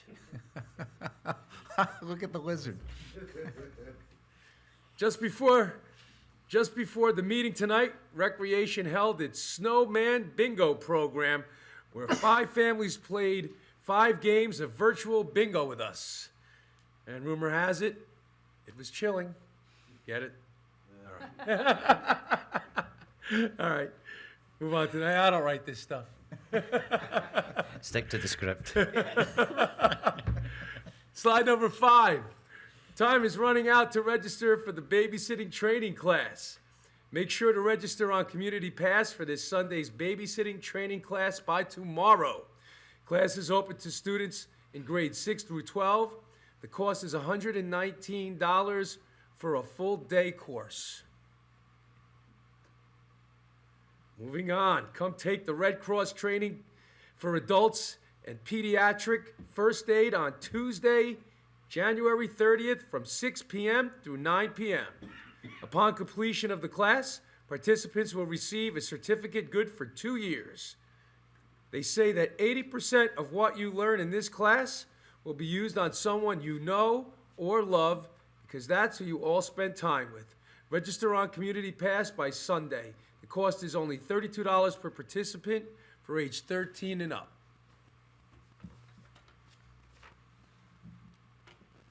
Come relax and join us for Ceramics with Kara at the Old Millington Schoolhouse on February 1st.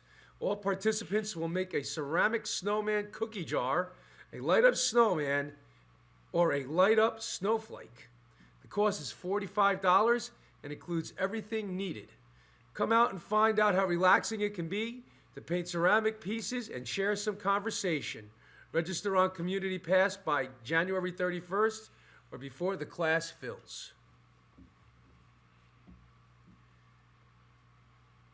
Okay, we dare you to have snowballs of fun and enter our snow sculpture contest. Contest is free to all Long Hill residents. When life gives you snow, make snow sculptures. All right, enter your creation on Community Pass by March 15th.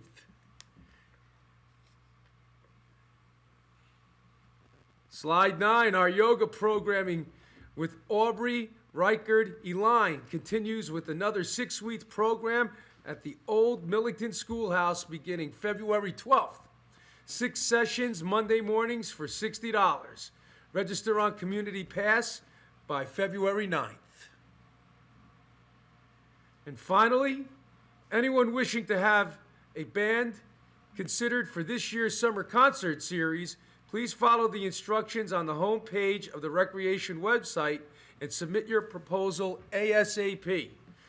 The Rec Advisory Committee will be meeting again on February 19th to start whittling down the list and get to this year's lineup. So if you have any suggestions, now's the time to let us know. Stones? Oh, yeah, for sure. I think Kiss is going to perform not in makeup. Oh, jeez. But anyway, and that concludes my liaison report. Thank you. Brendan? Well, yeah, thank you, Mr. Mayor. I have to follow this, and I have to also follow Matt.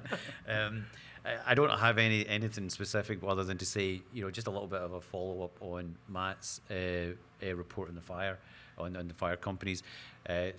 a big thanks to PD on that January 6th, because they actually guided us in. We pretty much knew what we were in for, thanks to PD being there as quick as they were and guiding us in. And there was there was one other structure fire that came in a couple of days later. So we were really on a roll. It came in as a structure fire, but it was 3:30 in the morning. But thanks to the VA. Stirling and Millington had a big turnout even at that time, and it ended up the fire was tackled, and everybody went home and the house was still standing. So it's really is a I can't say enough about the services that we have here, from fire to police and EMS, and the way we all work together. So thank you to everybody. Thank you, Brendan, and that's exactly right. I don't know if the community, I know they appreciate it, but really knows what goes into it. The police department, the officers there are top-notch. Our first aid, our fire companies, our OEM, our CERT, what they do for the community is immeasurable. And so thank you to all. And now I go to the administrator's report. I just have one thing, again, to add to Matt's report. Public Works was out earlier this week, patching potholes. I believe they did 3 tons of patch yesterday, or was it yesterday? And they have cold patch also. For people that don't know the difference, cold patch is, if you will, just a quick fix. It's not meant to be permanent, because and again, I can't emphasize enough to please use the website for pothole repairs, because when you do a complaint on that website, it goes to an email address that gets to Public Works. So they will know about it. Unfortunately, we don't have the luxury to have a crew driving around town every day, 8 hours a day, just patching potholes. So we do them when we get a bunch, and we can get some hot macadam. And this time of year, keep in mind also that with the weather and the freezing and thawing, and 40-degree weather tomorrow, then 10 degrees weather on Tuesday, it's very difficult and takes a toll on the roads, especially when there's water getting in between cracks and so forth. So please keep us posted. As Matt said, we don't look at the social media that people post on Facebook and everything. If you want, you could even give Town Hall a call. But go on. I know a lot of people notice these things on the way home, and in the middle of the night, if you have nothing to do when you get up and grab that sandwich out of the refrigerator like I do, send us an email. You have time while you're eating, so send us an email and we'll get to it. The other thing I have is about the HR training, which we'll discuss at the next discussion item, right? Discussion items. Yeah, and so I shy away from ever mentioning an individual employee or person, but I'm going to do it tonight. Al Gallo, besides being the chief of the Sterling Fire Company and the DPW director, he attends every one of these township committee meetings. He is not required to do so. He does so. I'm presuming if a question were to come up, you'd be able to answer that question. I hate to point it out. You look tired. You probably are tired. The weather and all the calls you go on. So on behalf of the Township Committee, thank you. All right, so let's go to the discussion item, right to what Randy was talking about. There's an HR training. Are you going to provide that update? Yeah, I'll provide the update. We've been looking at what's called the Municipal Excess Liability, which is called the MEL. The reason we're looking at this group of people, they are a portion of the excess insurer for our joint insurance fund.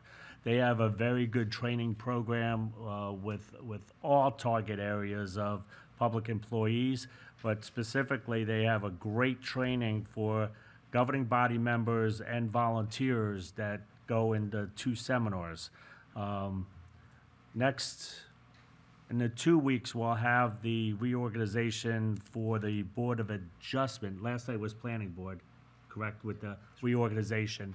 So unfortunately, the first meeting got canceled. So right after that reorganization, what we want to do is have an education for the committee and chairpersons and assistant chairpersons for each of those boards, because they are very busy boards and we have relations with the public and interact with the public.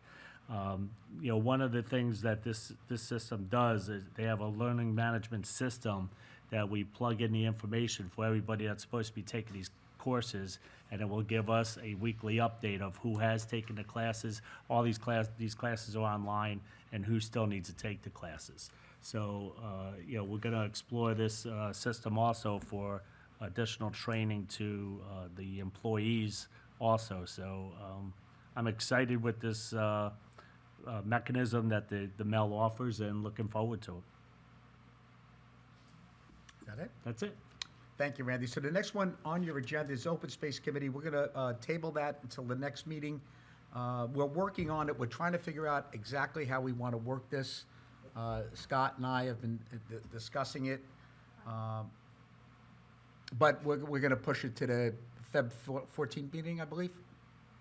I do what Megan tells me to do. Microphone. Say what? Talk into the mic.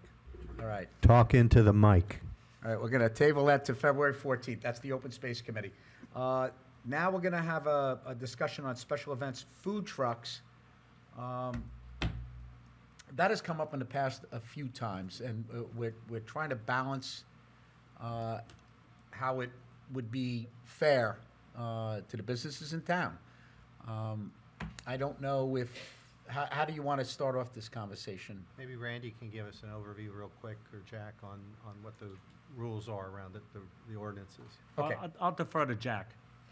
Okay, yeah, I think tonight we need to decide what you want to do about food trucks. They're becoming more popular, and Megan gets more requests for food trucks. And we really have nothing on the books right now. So all we've been doing up until this point is allowing one food truck in front of the brewery. And they only have to get permits from health and construction, or fire, I should say. So we really need some direction. Some towns totally ban food trucks for the reasons you stated, Mayor, because, you know, their effect on restaurants in town, you know, that have overhead costs that food trucks may not have. Some regulate the number, the number of times they can appear. Some allow them only at special events. So if you give us some direction, you know, then I can have a draft ordinance ready for discussion at the next meeting. You know, I don't think we should introduce it. I think we should discuss it, you know, at length before we actually reach introduction. And as part of that, we also need to update our special event ordinance. And if you allow food trucks at special events, you know, the two are intertwined. So that's where we're going tonight. So I want to ask Jack one question, then Scott, you go. So what we want to do is have two separate paths. One is for special events, and one is food trucks on an ongoing basis. Correct. Correct. But as I said, they're related, because you may decide, and I'm not suggesting this, that food trucks are only allowed at special events, you know, as opposed to, you know, just any day of the year. Yeah. Thank you, Jack. Scott? Yeah, and just, you know, Jack, I think, you know, because I know we have some folks in the audience here from Oak Flower. I think what you meant to say was the liquor store, Sterling Liquor, was where they had that recurring. No, The lobster truck. There's been two food trucks. One has been visiting the liquor store, Cousins Maine Food Lobster. And then there's been various food trucks that have been going in front of Oak Flower. Okay. Right. We've had several there. That's to what I was referring. So the question I have is, the process that we have to get approval to do that, what is it? Say I own a. We don't really have one. So we all we've do it been by requiring is- resolution? No, Megan's if been you also will, listening because we don't have the permit process, so they're really not prohibited at this point in time.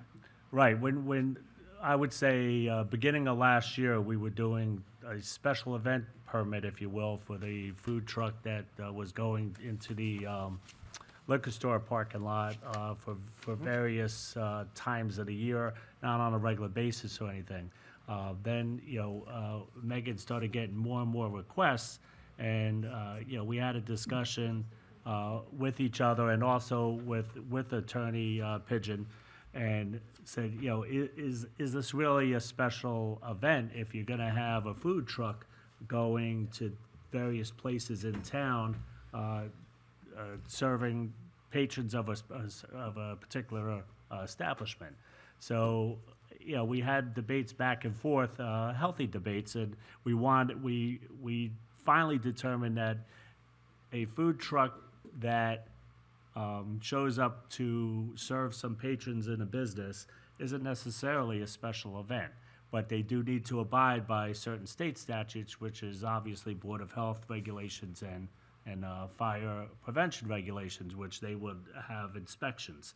So we wanted to bring it back to the township committee because, as was mentioned, there are towns that are very relaxed with regulations with food trucks. There are towns that ban food trucks completely. There are towns that have, if you will, like permit fees for various opportunities of how many times you can go have a food truck and so forth, so on. So this is what we want to bring to this township committee to have the healthy conversation and discussion of how we would like to go forward and how you can give us direction to go forward. All right, so I have a question. I think I know the answer, but I guess this is a legal question. Can you spot zone, so to speak, or spot food truck, or is the decision, must it be global, i.e. the entire town? No, you could only allow them in certain areas, but it's not really a zoning regulation, so you're not spot zoning. Right, so, okay, I'm sorry. Would it help if I brought samples of different kinds of ordinances to the next meeting, so you had a better idea of what other towns are doing? I think the towns that are most liberal are cities like Hoboken. They pretty much allow food trucks. A lot of suburban towns totally prohibit them. Some, as I say, regulate them to some extent as to location and number of times. Right. And I guess the direction of my question is, I think, and there's no secret here, Oak Flower, specific to that area, it makes perfect sense to me. Yeah. I mean, it's a drinking establishment. I think we like the idea that the patrons would have something to eat while they're there. There are no food stores or food establishments in the area. So, I mean, my own opinion is it makes perfect sense there. It may not make as much sense in an area where, one, a place that serves alcohol can serve food. And I don't know why the state did what it did, but, it's their mandate, not ours. Or a place where food establishments exist. Millington is somewhat unique. I mean, it almost feels as if it was something analogous to a site plan for a planning board. Let's say there was a permit or something like that was location specific, hours specific, right? And it's an annual permit, you apply for it, and there's certain things that have to come along with that. And that would take care of it from an approval perspective on a site-by-site basis. In instances where an establishment may want to have a food truck and there's a restaurant right next door that might object, those are the kind of situations that, we're trying to balance, because we have gotten objections in the past from businesses in town who felt as if their livelihood would be threatened by a mobile establishment selling food right next to them. I'm just wondering. Along the same lines, I don't think we could allow the brewery to have a food truck there at all times in the parking lot. I think that would require site plan approval. I don't think that was the And that's why we've only request, been to be allowed in the honest. street in front of that establishment. Yeah, I know, I was using that term just like as an analogy, lowercase, not Okay, uppercase. but I think you're on the right track. In order to have a food truck on a permanent basis on the property of any kind of business, I think they would need site plan approval for that. Yep, okay. But I'm sorry. Yeah. Brett. Go ahead, I'm sorry. No, it was just to that point. I wonder how valid the idea is that you would be taking customers away from a restaurant? Because it seems to me that it's like two different kinds of patron. Well, and I'm not disagreeing Yeah. with you, but that feedback has come was thinking from that some way, too. establishments. Yeah. So, No, I mean, I can see why, but I just like as I said, a knee jerk. But once you think about it, it's something I think I'd like to delve into a little bit myself, just Yeah. to get an idea. and the other of. thing too is this a discussion that should happen within the confines of the Chamber of Commerce? Exactly. Right? Yep. And agree amongst themselves, because that's really where, the grievances are aired. But as a township committee, should we maybe discuss identifying areas or zones throughout town where we think that maybe a food truck might be appropriate and, that kind of thing? And then I would err on the side of, let's give it a shot and see how it works, more than, looking to ban it from the beginning and not give it a shot. I mean, there was a situation, many years ago, there was a restaurant and two other restaurants moved close by, and they were afraid it was going to dig into their business, but all three of them were very busy, and the original restaurant was made busier because the other two were there. So I don't think you know exactly what's going to happen until you give it a try, and if it's a good thing for the new brewery in town, which has been a vibrant addition to Millington, in my opinion, from what I can see, I think that we should probably try to help them. And to that point, Vic, and Jack, I can ask you this question. During COVID, we had, it was a special circumstance, but we allowed outdoor dining and stuff like that. Could we approve something on a, I don't know if temporary is the word I'm looking for, but for a finite period as a trial, and then at the conclusion, we can revisit it? That's essentially what we've been doing is, so yeah, I think we could. For a short period of time, not forever. Going back to Brendan's point, I think there is a distinction between a food truck on the side of the highway where travelers stop and, grab a hot dog, as opposed to a de facto food service for an existing establishment. Okay, and I don't want to put you on the spot. I think the folks from Oak Flower here, if you want to come up and comment, feel free. If you don't, because we're not going to make a decision negatively or positively this evening. We're going to, Jack, I think you're going to put together some kind of draft ordinance that will, maybe not even first reading at the next one, just something we can no, review. I definitely wouldn't have first reading. In fact, I would suggest I bring in a number of different ordinances that regulate food trucks in different ways to give us a better idea. I think we should discuss this at 3 or 4 meetings before we even introduce an ordinance. Okay. I think it would be great to hear from these guys, though. If they want. I don't want to put you on the spot. Is there anything you would like to bring to our attention? How are you? I think your input would be crucial here. Sorry, I didn't mean to put you on the spot, but you're here. How you doing, everybody? How are you? Hello. Good. Thank you. Colin McDonough, AJ Graciopi from Oak Flower. That was pointed out. Just like, I guess, a quick little bit of background. I know, Guy, you know what's going on with everything. The brewery restrictions in New Jersey have always been pretty aggressive as to what we can and can't do.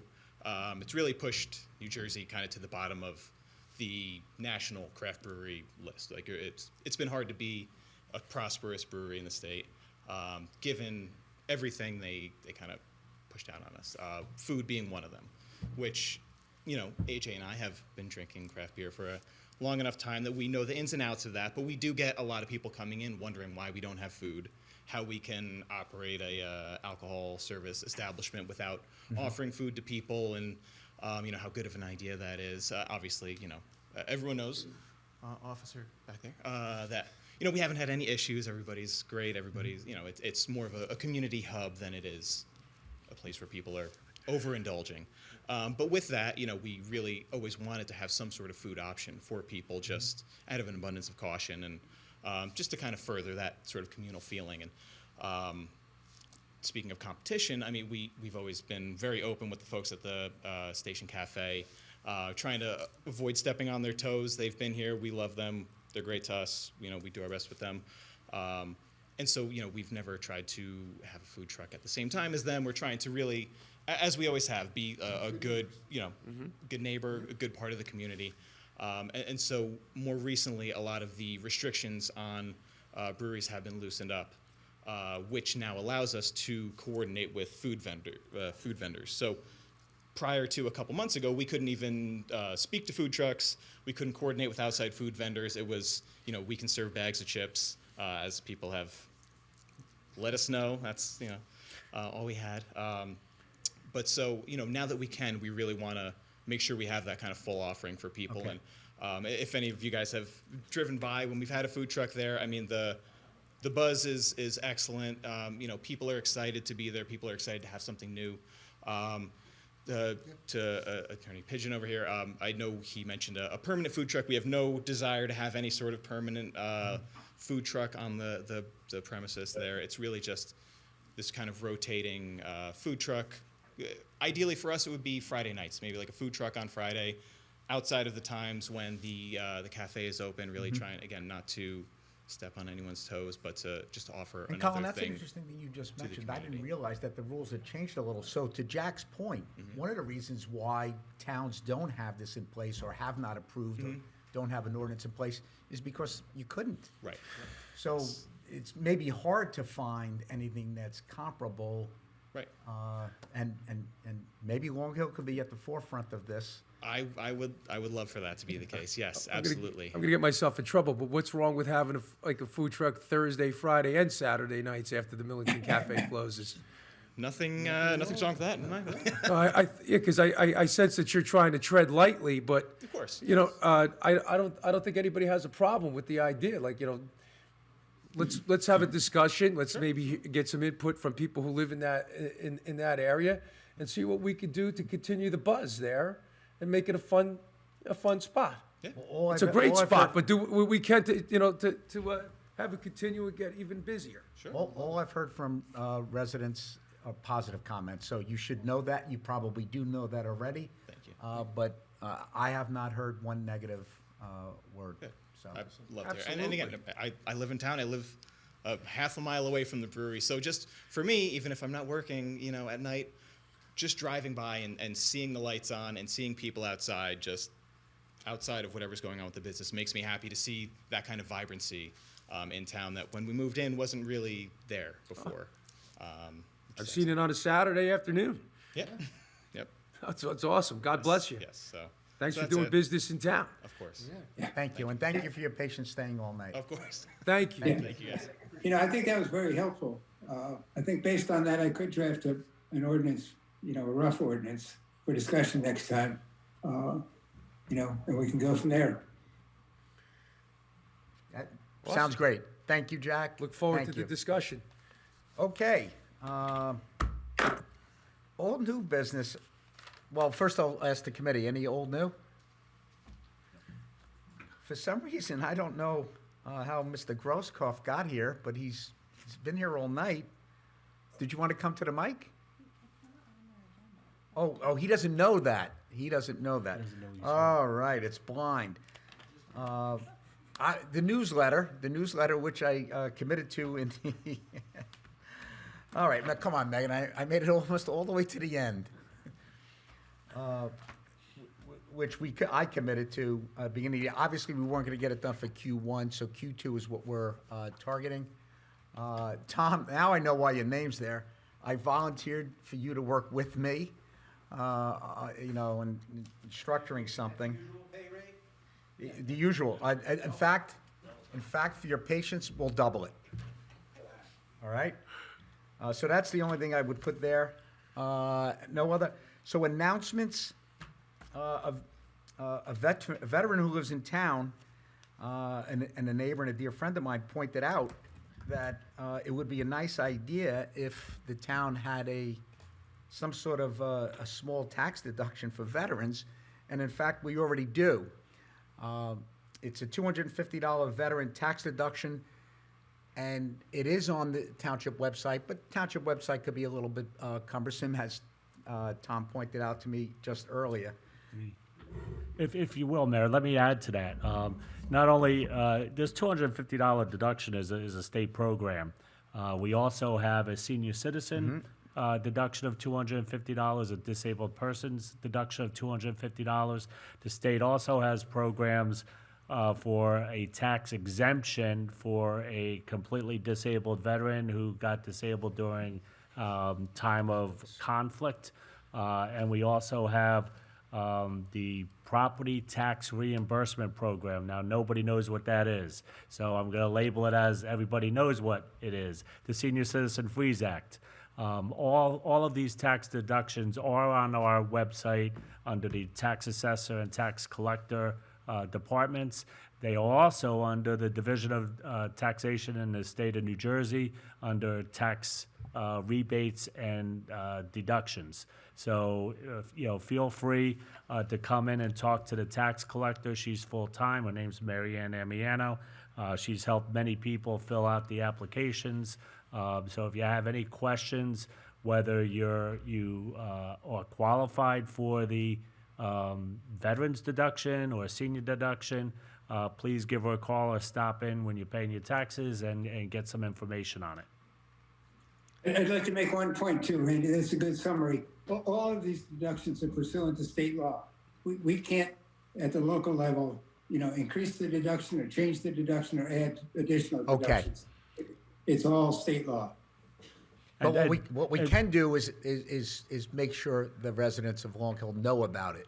Right, and, Yes. and one side note as $250 doesn't sound like much, and I don't want people going to the tax collector and saying, increase it. We can't. It's totally regulated by state law. Right. These are state programs, and I will say, add this, Attorney Pigeon. I started doing some work here in local government in a year some time ago in 1985. There's a limit of $10,000 income for a senior citizen deduction. That's That correct. income has not That's really changed kept up since with inflation. 1985. So, and again, that's state regulated. I think Yes. I don't know how anybody lives in the state of New Jersey with an income of $10,000, but again, You're not worried about tax deductions if you make under 10,000. yeah, we will be more than happy to help you answer any questions and so forth. So stop in and see the tax collector. Thank you, Randy. One thing, we had them for a brief period and they kind of disappeared, but I want to point out that we support Long Hill Police lawn signs. You can pick those up at the police station. They provide them free of charge. They, of course, accept donations for the PBA. I would strongly encourage folks who are so inclined to do so. We've had a sign on our lawn since the middle of 2020. Sadly, the windstorm the other day, somehow, I guess it was very cold, split the sign in two. I reached out, and Sergeant Croker delivered one to my door.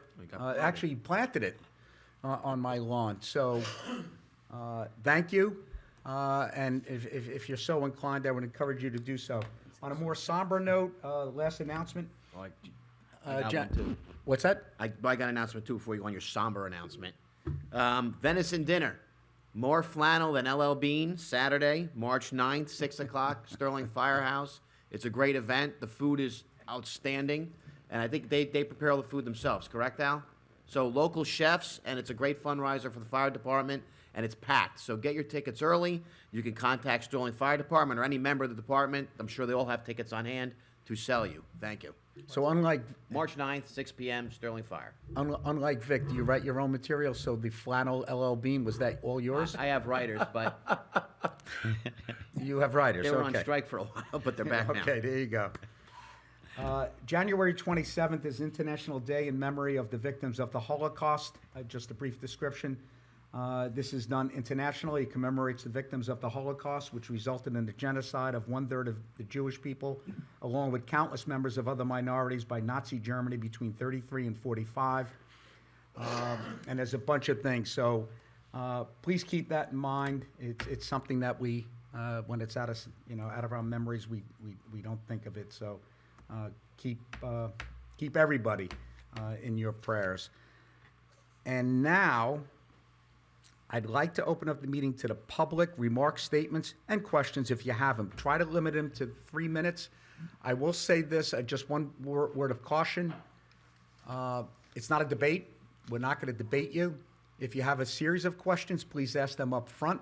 We will write those questions down. If we have the expertise to respond to them here, we will. If we do not, I would ask Megan or Randy to have the, say it's an engineering question.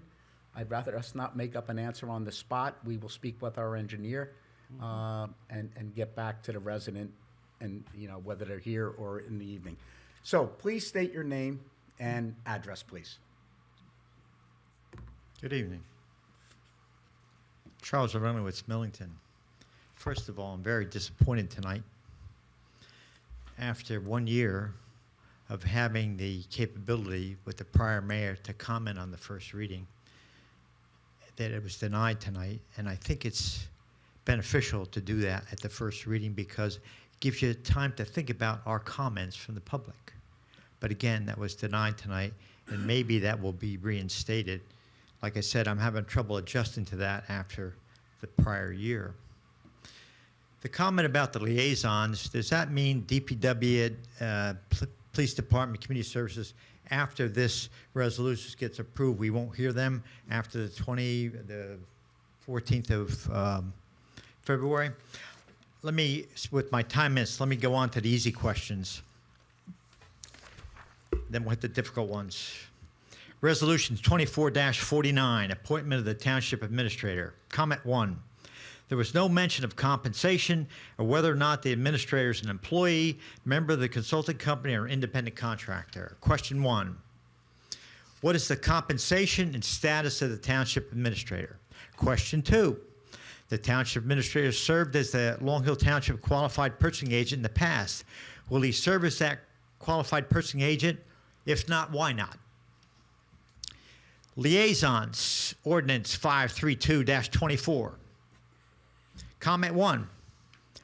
I recommend adding written monthly liaison reports under Section 1, Paragraph 2-2.4b. Comment 2. I recommend adding to the same paragraph 2-2.4b. Liaison will attend all board, commission, or committee meetings. Comment 3. These recommended changes will provide documents for the township committee agendas to include written liaison reports like Warren Township has been doing the past 2 years. These changes will provide the residents the ability to read in advance the liaison reports and follow for greater communication with the residents of Long Hill Township. Comment 4. To refresh everyone's memory regarding the MRI report, then Mayor Dorsey and then Township Administrator Nancy Mahul discussed the draft MRI report on the morning of October 26, 2022 with MRI.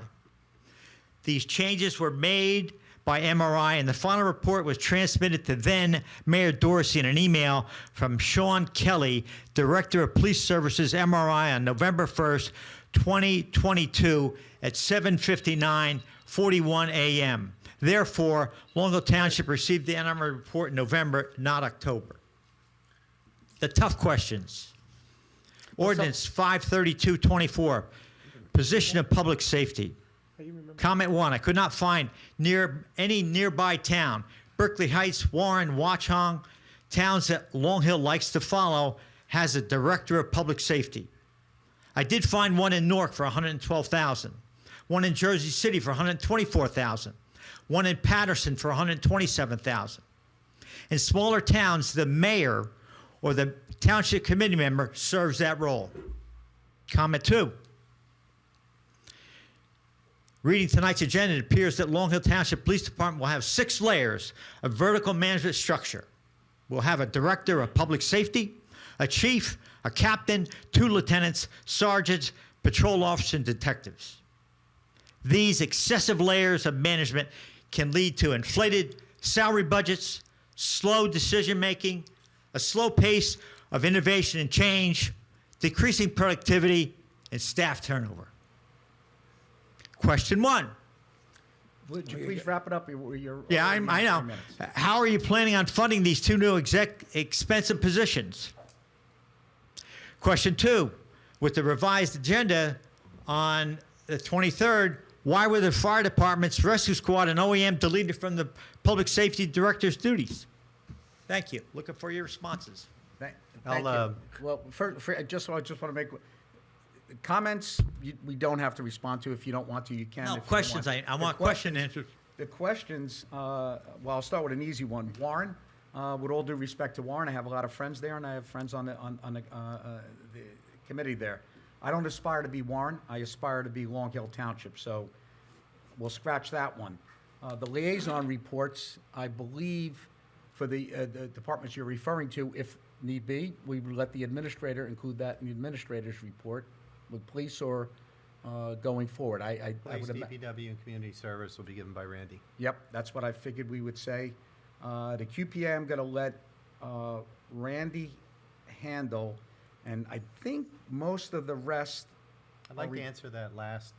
No, question let's Chuck go. asked. The compensation, and is he an employee, a consultant, or? That I'll turn over to Scott if you don't mind. No, let's go through the questions I asked, please. Okay, let me deal with the last question you asked, which was fire, first aid, et cetera. Why was that taken out? That was just boilerplate that snuck its way into the resolution. It wasn't supposed to be there. The intent of this is that this role will help coordinate and facilitate those other departments, but they're volunteer departments. They don't answer to a public safety director. Now, again, you know, I personally spoke to Joe Hubert, our OEM director. He's thrilled with this position. It's something that that has been recognized that we need in terms of coordination, and over time. While initially this person will be focused solely on the police department, over time we expect that it can grow into something where it brings all these different agencies together, not in an organizational chart, but as a central point of contact and facilitation. So, And not operational. yeah, and not operational. The first aid needs to do what they do, fire needs to do what they do. We understand there's a lot of dance steps involved in terms of communication and everything, and DPW too, right? I mean, DPW's got to be in the loop as well. So let me answer that. In terms of, I think you asked some questions about other towns. Like I said, no, this is Long Hill. We have some specific needs. I laid out one specific example in Harding. Just so happens one person is in the two roles, and very similar to like Randy is here. One person is two roles, administrator and CFO. We have a need for this, and we're going to get the right person in place. We have a lot of decisions that we have to make, and these decisions are not anything that anyone here in the administration has the subject matter expertise to do. We had a choice. We can go out and hire expensive consultants, one right after another, or we can hire somebody full-time in here to help us lead us through the woods on this one, and that's what we decided to do. In terms of being able to afford this, I mean, this committee has done a phenomenal job, and I will say that this committee has done a phenomenal, mark my words, phenomenal job managing the finances of this town over the last few years. So I'm very comfortable with what we're spending on this. I'm very comfortable with the plan that we have. This is not something that was thought up overnight. This has been a collaborative process with Bob Falzerano, and I'm thrilled that we're moving forward and can get on to some other things. Any other questions that we missed? Yes. Actually, Warren is being run by the prosecutor's office right now. Berkeley Heights' chief is on administrative leave for reasons I don't know, and they might be run by Union County prosecutor's office. And Watchung just hired a new chief in the last few months.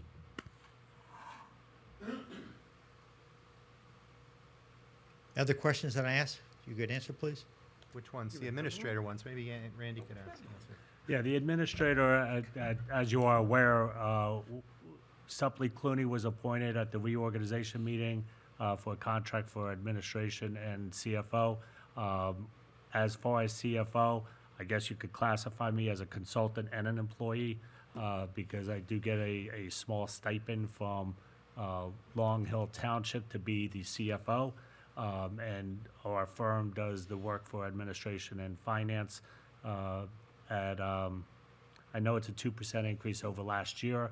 I'm not sure of the total amount. I think it's like around 240. Last year was 240. 20,000 a month. 244 this year. Okay. As far as a QPA, we have a part-time QPA on board, so there's no reason for me to be the QPA. 244,800. 244,800 is the I'm sorry, contract. 244,800? Correct. Okay. The QPA is who? Nancy Malul. She got a raise? Nobody got raises this year yet. Thank you for your time. Thank you, Chuck. Thanks, Joe. We know each other well, but. Joe maybe- Ferrandino, 623 Chestnut Street. Back to Nancy Malou. Replacing her with Mr. Barr was supposed to be, he took over Nancy's position. And if he didn't have that purchasing agent qualification, was that qualified purchasing agent, the alphabet soup, right? Qualified purchasing agent. If he didn't have that, why did the township seek to employ him and then keep Nancy Malou? I mean, you told me about your due diligence, and you're very proud of the work you do and the money you save us, but that's like me hiring somebody to do a job that they're not qualified for and have to hire somebody else to do the job. Why isn't Mr. Barr a QPA certified agent? It's very common for towns to have separate, Can I answer that? yeah. Yes, Yeah, that was, sorry. yes, I would appreciate that. I am. So why do we need Nancy? It's a separate position. Clear and simple. But didn't she So do it if- when she if- held your position? She was also the town administrator and a And she qualified got a purchasing agent. stipend for the QPA. But she did do both.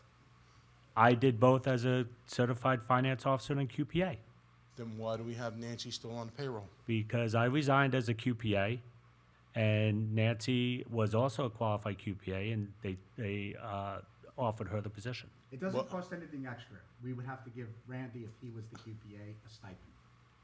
And here's my concern. Coming from where I come from, government just continues to grow government. So now we have a position, then we have a substitute for the position, then we have an assistant to the substitute for the position, and when does it end?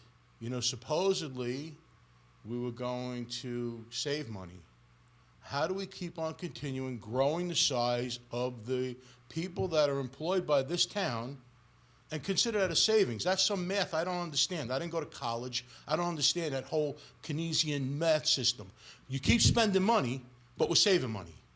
And again, So, I'm not the sharpest knife in the drawer, but I do know the difference between Shinola and the So alternative. Joe, I'll give you a little perspective. You're a little smarter than you pretend to be. About 30 years ago, the municipal portion of the budget here in Long Hill Township was 29%. 29% of every tax dollar that was collected. Today, it's about 23, 24%.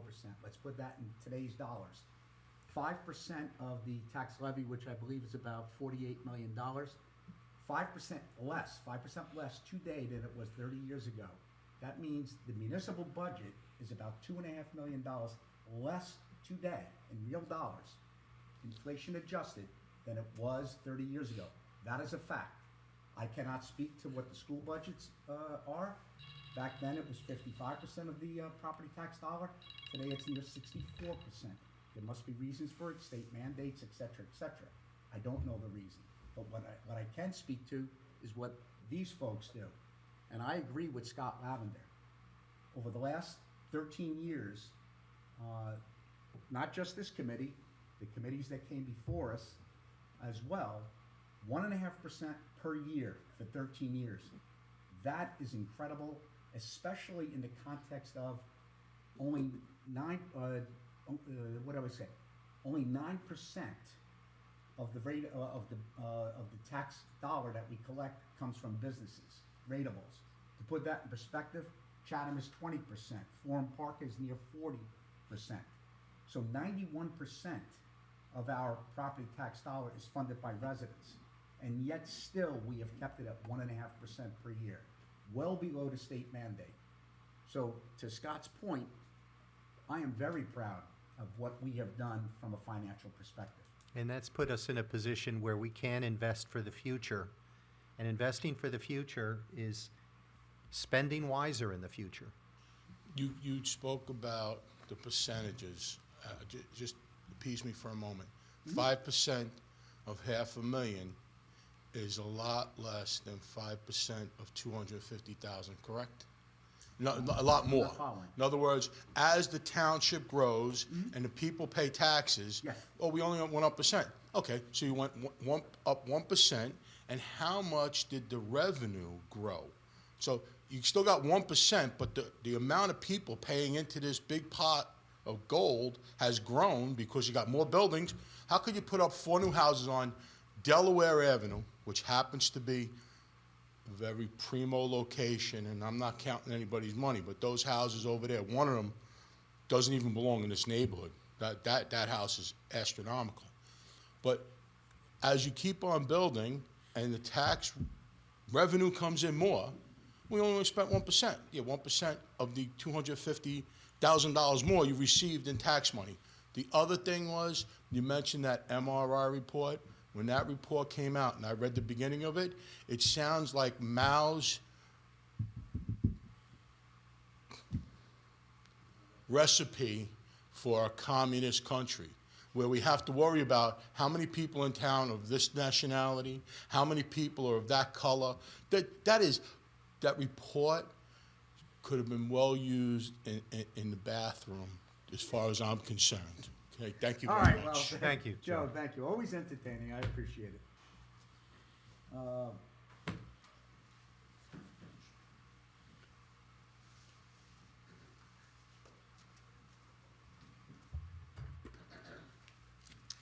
Karen Nyquist, and I live in Millington, and I'm here as a private citizen. Okay. Couple of disjointed comments.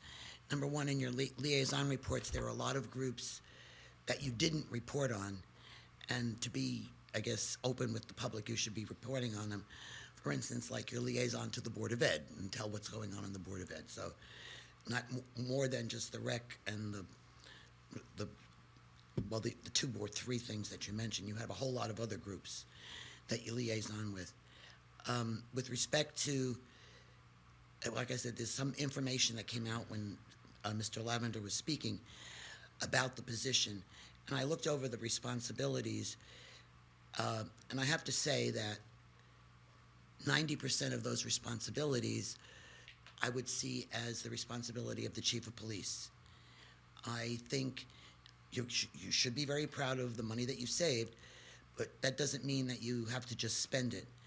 And administratively speaking, you're top heavy. I mean, in a perspective from the outside, and you were saying that they have this knowledge and the experience or whatever. Now, somehow, prior to this, of course, you took out everybody else, our police department did a really good job. Now, somehow, too, you figured out how to hire or promote very responsible police chiefs like Mr. Falzarano. And yet you say you don't have the expertise to do that. Now, maybe you don't, but you know there's county resources and there's state resources so that you don't have to hire somebody to do that. You also can use those resources to help you decide or architect or engineer a police station. You don't have to have hire somebody just for that one-time job, and to have an administrative assistant, if they have all that paperwork in the police department, have somebody report to the chief of police that can help with that. You don't need somebody over the chief of police that's reporting to somebody over the. It's very top heavy. I find it. Actually, I find it useless. And as I said, those responsibilities should be with our police chief. That's it. They did it before. If you look at them, they were doing it before, and they can continue doing it. Thank you. Thank you.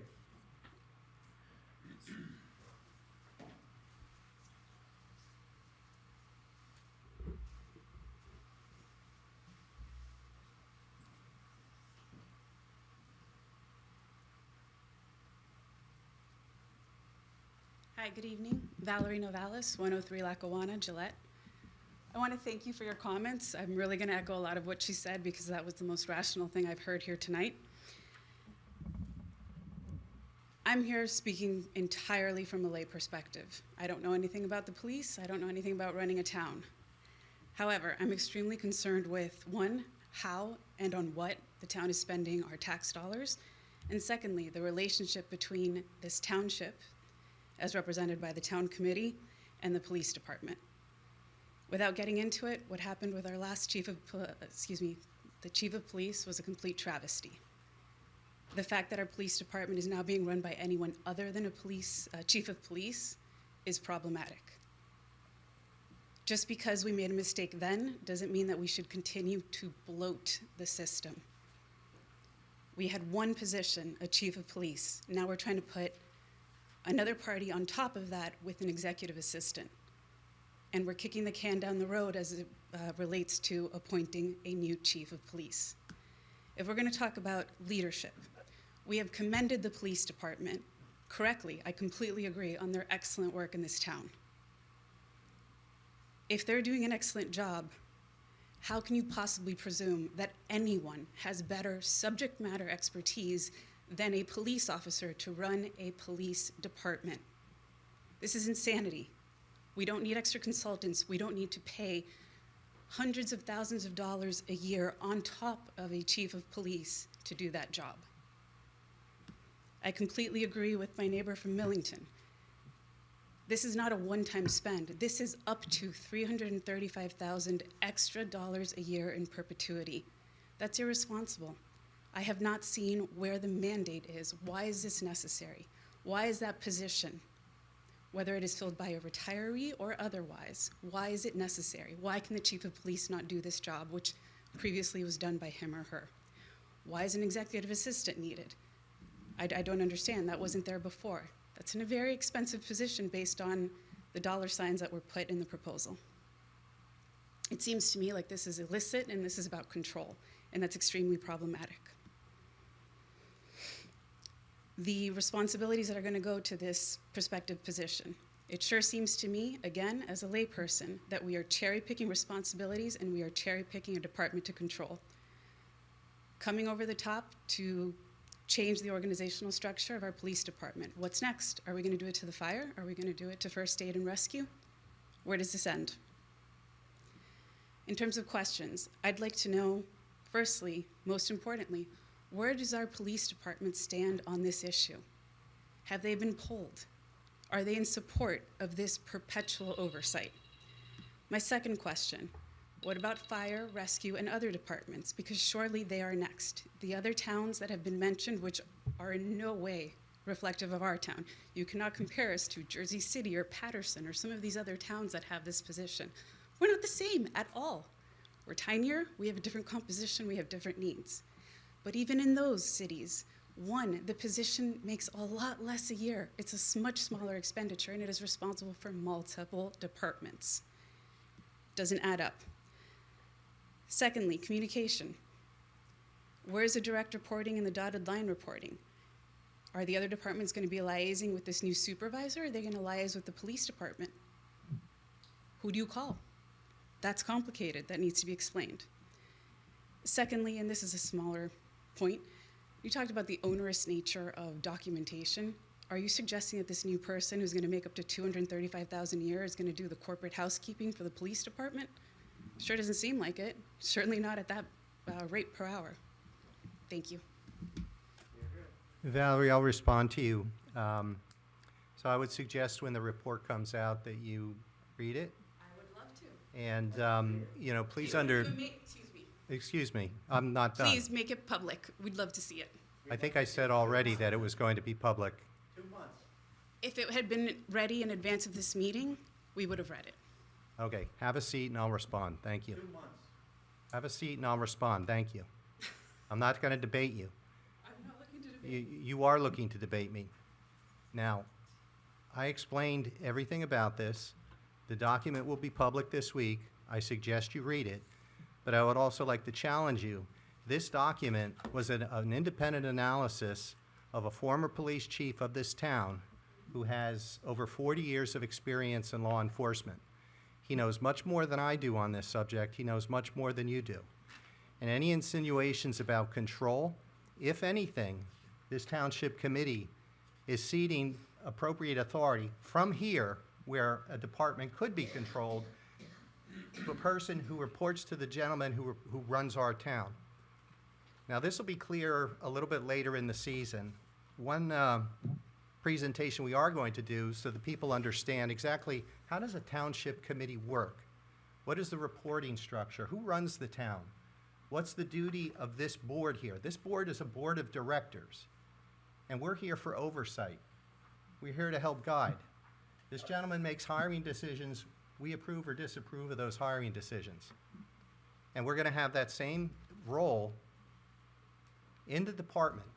And as I mentioned, Harding has 2 roles like that as well. It just so happens they sit within the same person, right? So, you know, before you jump to conclusions, I would urge you, read the report. It's 60 pages. It'll be out tomorrow. You should have had it before this meeting. Well, no, we didn't. 2 months you've had it. We follow our legal attorney's advice. Let's hear what he says. Oh, go ahead, Jack. Well, I would suggest this, it was That just report accepted had not been tonight. reviewed and accepted by the township committee. That was done tonight, and the report is being released immediately thereafter. There you go. And we have all these ordinances tonight. We have nothing to comment on because we haven't read the report. Thank you. The ordinances were to you, introduced Mayor. tonight. The public hearing Hold on. is at the next meeting, so you'll have the opportunity to comment then. We'll get the report tonight. So sorry, Randy was speaking and Jack was speaking, but the gist of it is it could not be released. Oh, I'm to- sorry, I didn't know. Randy was Could not be speaking. released to the public until it was accepted, as it has been accepted this evening. So you will have it forthwith. And I would point out, I think there were comments made on social media over the last couple of months, maybe even this evening, about possible redactions. The report is almost entirely as it was written, independently by the person we hired, the former police chief in this town. So you will have it essentially without redaction. Read it, come to the next meeting with your comments or questions. February 14th. Bingo, see you then. Joe, Mayor, thank you for coming. If I may just point out, we redacted, after I consulted with Robert Falzarano, we redacted one sentence for One public safety and sentence. security reasons. And I think Out of that's the because it 60-page report, mentioned- One sentence is redacted. Yeah, I won't even say what it was about. One sentence. 60 pages, I don't know how many lines, one sentence. So to Deputy Mayor Lavender's point, I understand the concern. Read the report and then come back.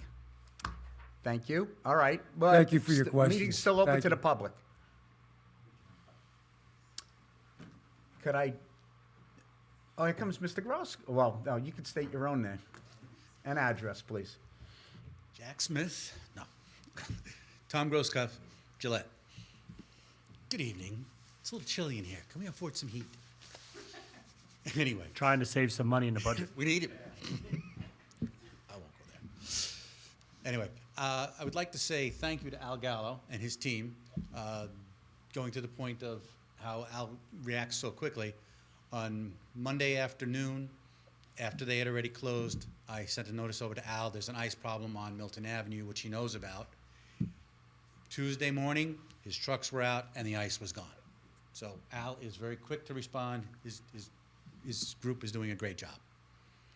And one other thing I'd like to talk about this town, it's a great service that I don't think that we talk about it enough. It was talked about, I think, 2 or 3 meetings ago, and I used it. I was recently on vacation and signed up for the vacation awareness to the police. I forget what it's called, and you call in on the phone and you give them information. It was actually kind of fun because there I was on the beach in Bermuda. Sorry, yes, I was. Yeah, you could tell by my tan, right? And I got a notification that they were at my house, and I pulled up my cameras at home, and there I saw the officer walking around my house, checking the doors, and it was very comforting to know that my home was going to still be there. One suggestion is, and I don't know if this is legal or not, if they're allowed to be tied together, but perhaps it could be on the township's website, either a notice of it or a link to the police department so that you can maybe enter your information. This is just a suggestion, but it could be something on the website that says, call the police for the vacation, while you're away notice. Yeah, Tom, any suggestions on website matters, send those to Colette Armente. Can do. She's collecting them. Can do. And I understand you're going to be doing a big job on the website this year. Hopefully, Colette has got the steering wheel on that, and things are moving forward. Fingers crossed. Okay. Thank you very much. We'll Thanks, talk Tom. later. Thank you, Tom. Thank you.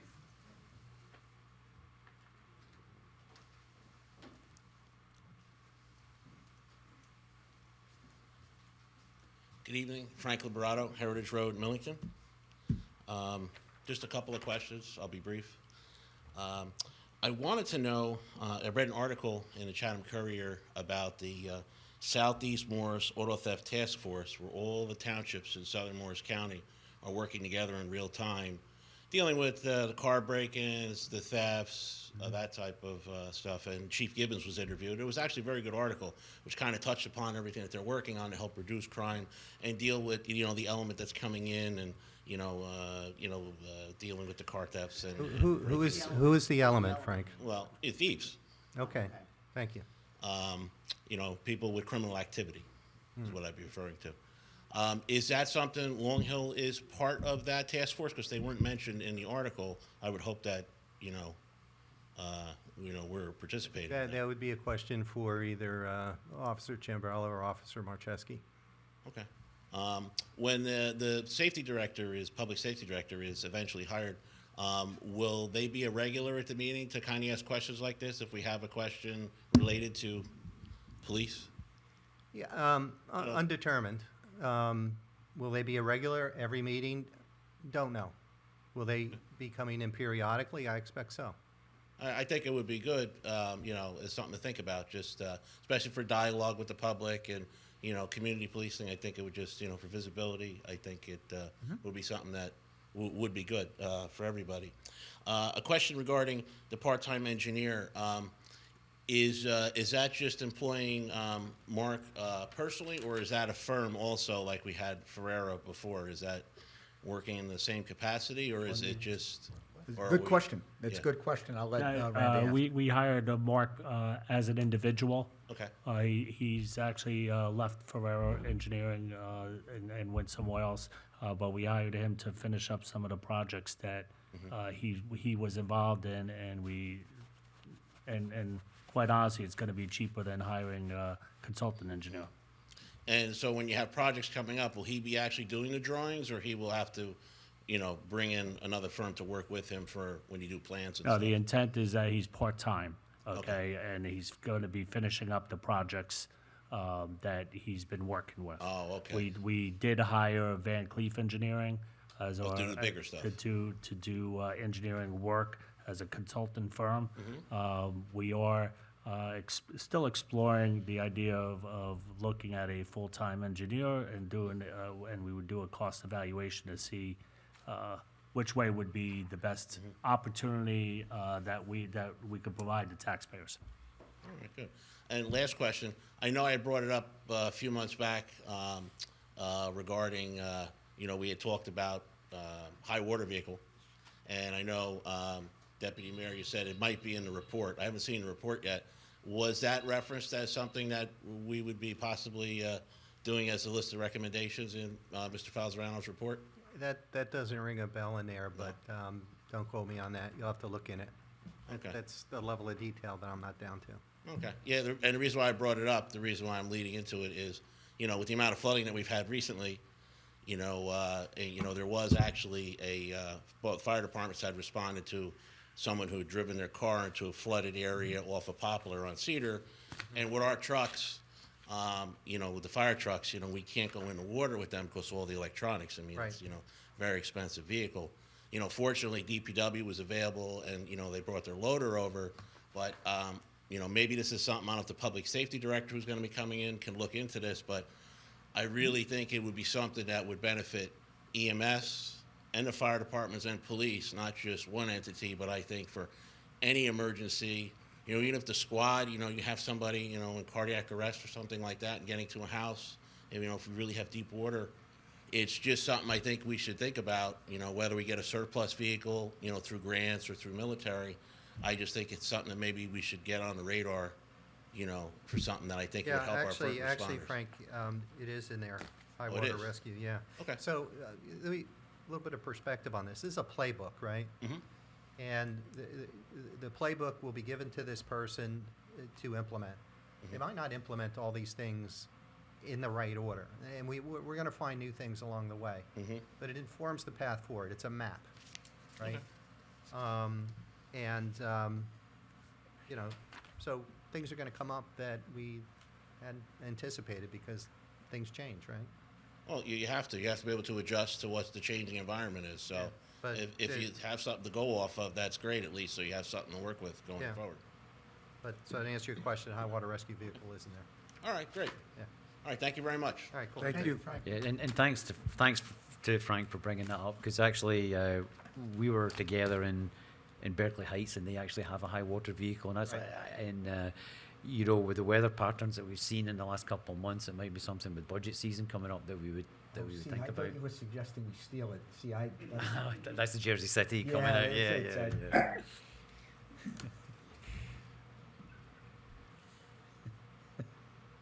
Could have gone Hudson County. Yeah, that didn't have to be. Yeah, it's true. Hello, gentlemen. How are you? Hi, how are you? Great. My name is Alexis Kelly. I'm from Millington. My husband and I moved to town maybe about 3 years ago from Hudson County, from Hoboken, still a proud Hoboken. Jersey City, we're neighbors.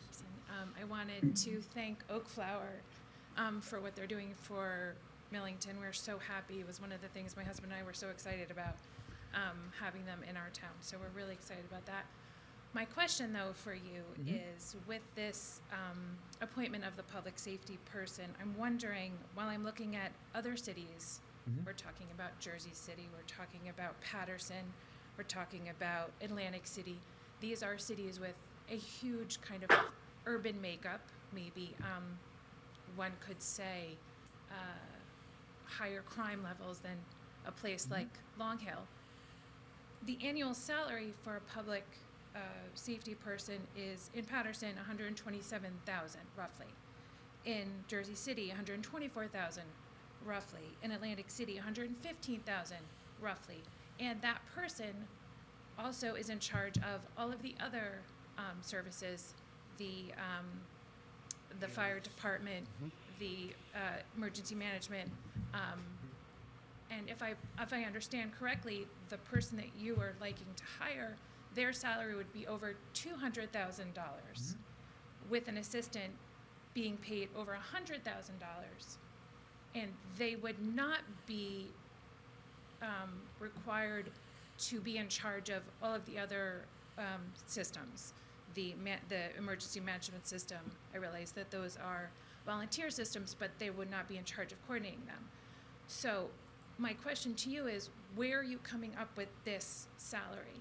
Almost double what these other major cities that are far larger than our little township of Long Hill. How are you justifying such a large salary for this one particular person? Apples and oranges, and the only thing they have in common is the name. When you get the report, please.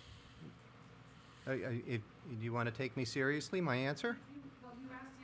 Sit down. Okay, well, I'm talking to you, I'm responding to you. I wouldn't like to talk, I wouldn't like to talk to your back.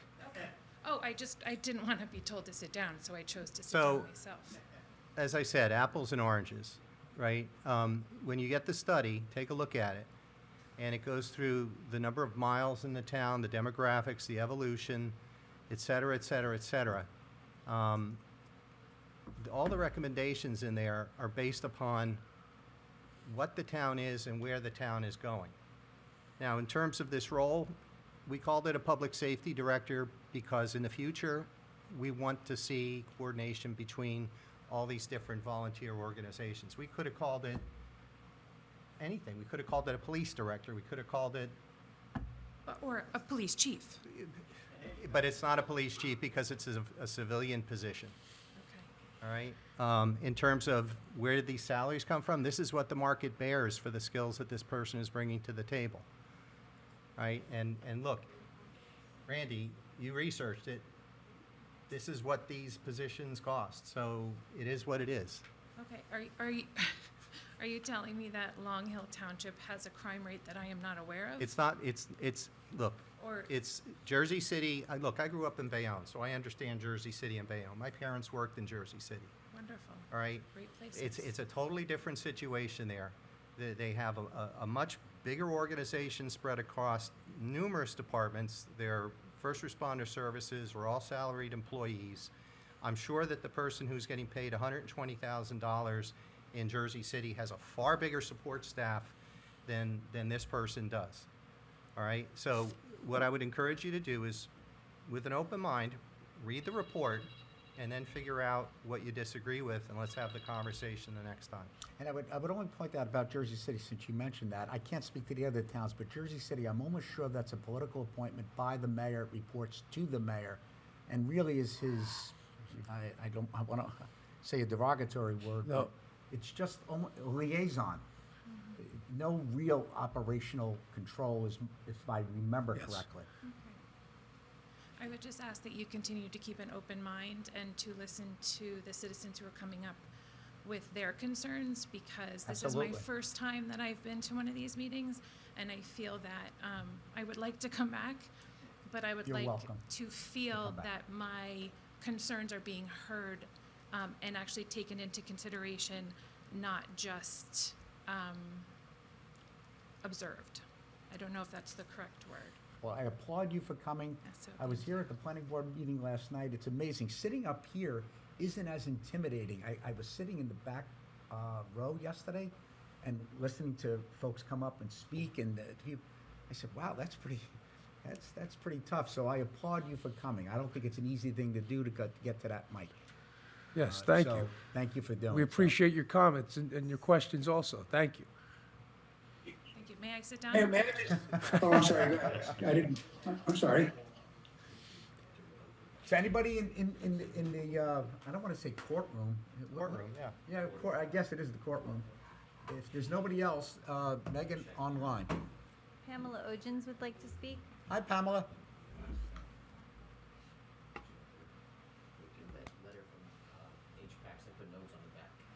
That's what I have. Okay. Am I unmuted? We can hear you. Yeah, that's not Very yours. good. Thank you. Pamela Ojens, Millington. Mayor Pacercia, on January 3rd at the meeting, you welcomed public input for possible uses for the Eberl property. Eberly, And- sorry, Eberly. Eberly, sorry, that's the 491 Valley Road. Yes. And I wondered if consideration is being given, or I'd like consideration to be given, if it's possible, Sure. in your plans for a new police department, whether it's the 5-year plan or the 10-year plan. I just offer that as a possible site, since we own that property. But by the way, that may be a great idea. I appreciate the suggestion. The interesting thing is, you were at last night's meeting, and maybe you were at a meeting a few years back when we talked about buying the Eberly property, and we brought up the possible uses of a dog park or a community garden, and there was huge objections to that. I don't know how that community would accept a police station. That said, it's certainly it's something worthy to look at. It is on the eastern part of town, and I'd have to leave it to the experts, as Scott has pointed out. I don't What- think there's enough dry. So I'm personally involved in that project with open space, and we're working with the engineer to identify exactly where we could build, what proper, it goes on wetlands, what's transitional, what you're allowed to Yeah, disturb, so- what you're not allowed to disturb. It's a complicated piece of property, but And that's fair, but Pam, that's not to discount what you're saying. It certainly would be in consideration. That's fair. Thank you. Thank you. Also, I just wanted to bring to your attention when Governor Murphy relieved some of the restrictions on breweries on January the 16th. Also, in that relief to breweries, which of course would include Oak Flower, is that they can now participate in off-site events like community festivals. So when our Chamber of Commerce does their street fair, that might be an opportunity for people to get to know Oak Flower Brewery more as well. I can't see your reactions because my name is on the screen. Is there a way I can go back to see the board? You got a thumbs up from everybody. And I'm actually thinking about My the name concerts is in the up there park, too. again. I can't see you guys. Megan, is there a way to let me see the committee members and not my name? Well, okay, then I'll just proceed with my last point. Information that I got from NewJersey.com, the state does have 24 police chiefs that make over $200,000. But when it came to doing the same search for directors of public safety, I could not find one with a salary of over $200,000. I did not go through every town, but I did look at some towns that may be considered, may not be comparable to Long Hill Township. One was Cresskill with a population of 9,000 and approximately 22 police officers. And on the record with NewJersey.com, their director of public safety makes $180,000 a year. In Atlantic City, with 305 officers and a population of approximately 40,000, the director of public safety per NewJersey.com makes $167,000. And the last, Carlstadt, which is not that dissimilar from us, it's approximately 6,500 residents with 25 police officers. And the director of public safety there is listed on this resource as $180,000 a year. So I do ask you to just take that under consideration, because as prior residents have approached the podium, a salary of $235,000 a year does seem out of line. Especially when your chief of police is making less, and again, using NewJersey.com as a resource, the police chiefs at those locations all had a higher salary than their public safety directors. So I just ask for your attention. Yes, I will read the report when it is made available, and I thank you for your time. Thank you, Pam. Thank you. You have to understand, though, in those larger departments, those larger cities, there's so many layers of administration with the police, and the gentleman in the back will tell you, they might have a chief, but they might have 3 or 4 captains, a bunch of lieutenants, deputy chiefs, countless sergeants. They have lieutenants that are working at night. They just have so many layers of supervision over there. There's a lot less work for the public safety director to do, because there's that many people that their budgets take a town like a Union City. I mean, it's much smaller than us or Hoboken. It's a mile square. As you know, the budget for the police department is probably quadruple ours. It could be even more than that. But if you look at their organizational structure, they probably have a deputy chief. They probably have a bunch of captains, a bunch of lieutenants. We basically have 2 lieutenants, Lieutenant Chamberlain and the officer in charge. We have 6 sergeants right now, gentlemen. 6 sergeants. 9. What? We authorize up to 9. We authorize up to 9, but we have 6. We have no 6, right. We have no sergeant in the detective bureau, and they have specialized units too. They have EMS units. They have sergeant covering this. They have different units for everything. We don't have that. So the ladies and gentlemen in our police department are doing a lot of stuff that these other departments don't have to do, because they have so many layers of supervision. So those are a lot. I think ours was top heavy. It's not even close to what these other departments have. And I have friends that work in these departments, and I worked with these departments, so I understand how it works. I think also Matt mentioned the health benefits themselves. Yes. You would have to adjust those police chief salaries, probably add another $38,000 to $40,000, Randy, in terms of just the health benefits. right? And that's something that we're going to avoid based on our strategy for hiring. All right. But anyway, I agree. So Pam, are you good for now? I know you'll read, I know you will read that report, so. Thank you. I appreciate it. I mean, I feel I am at a disadvantage not having read the report, so I will read it. And thank you, Matt, for your comments. That's why I did not talk about Jersey City and Newark. I did mention Carlstadt and Cresskill, towns that are much more in line with Long Hill Township, but you chose to bring up some larger cities, and I accept your comments. Thank you, Pam. Thank you, Pam. Megan, any other member of the public online? Sure.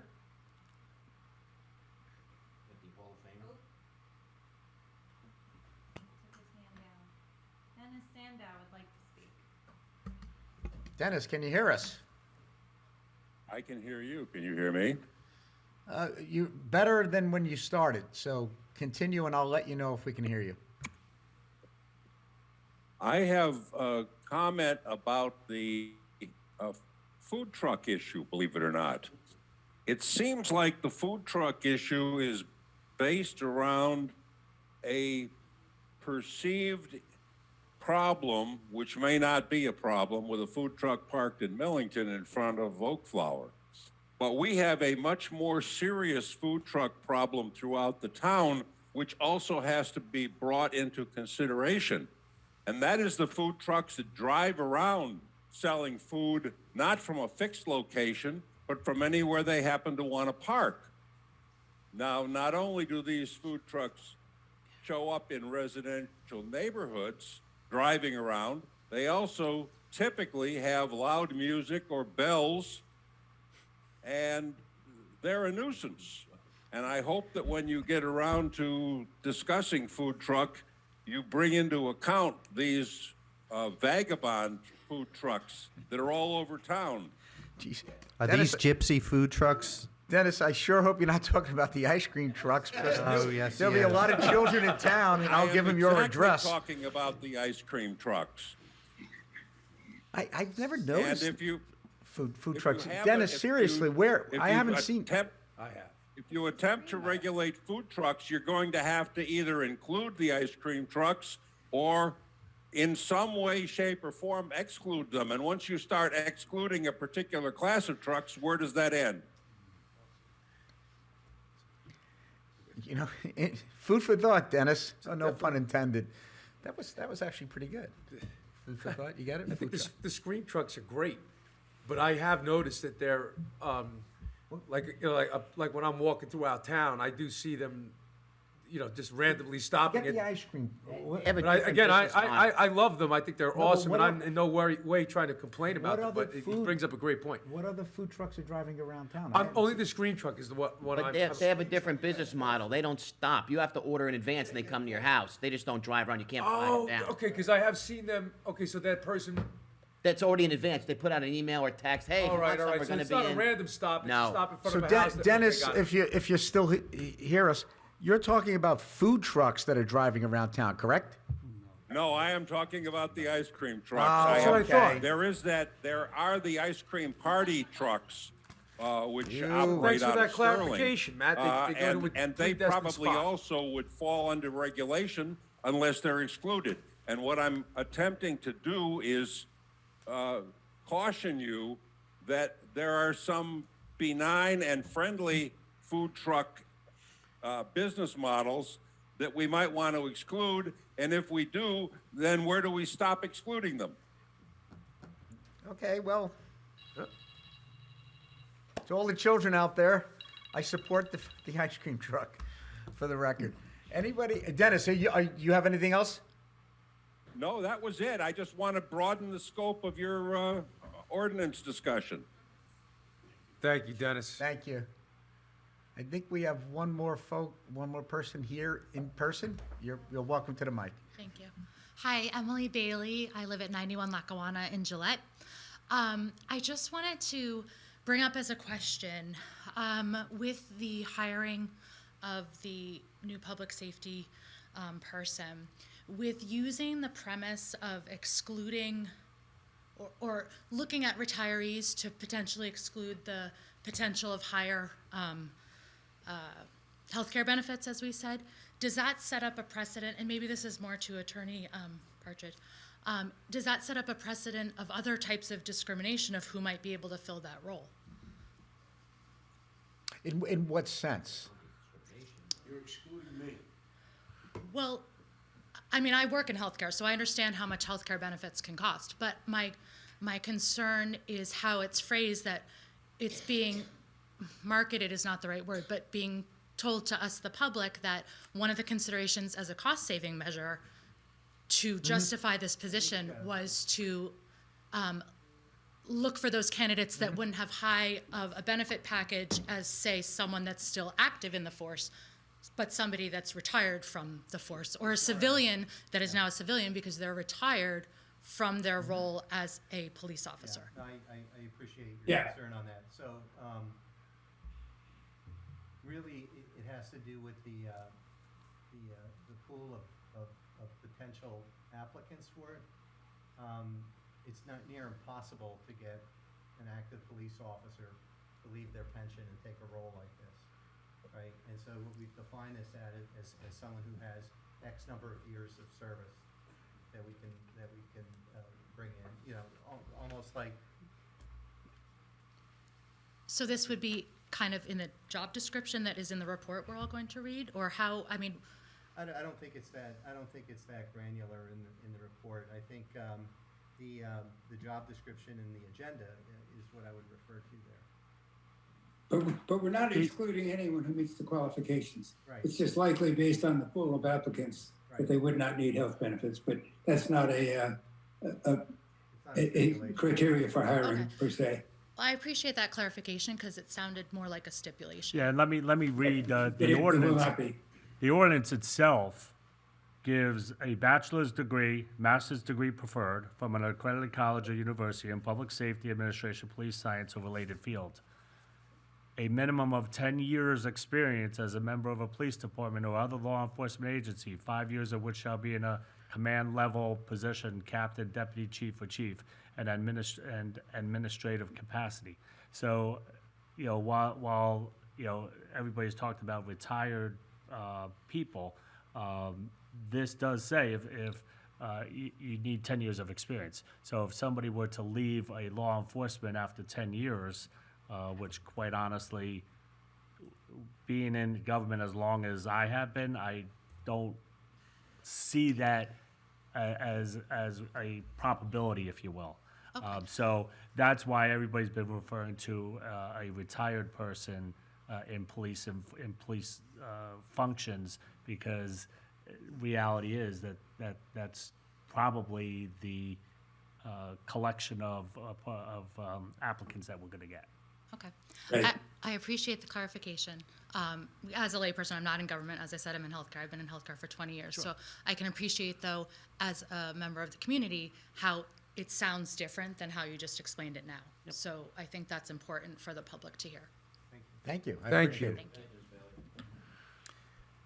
Anybody in the courtroom? Anybody online? Anybody on Zoom would like to make a public comment, please raise your hand now. Al Pepe's raising his hand.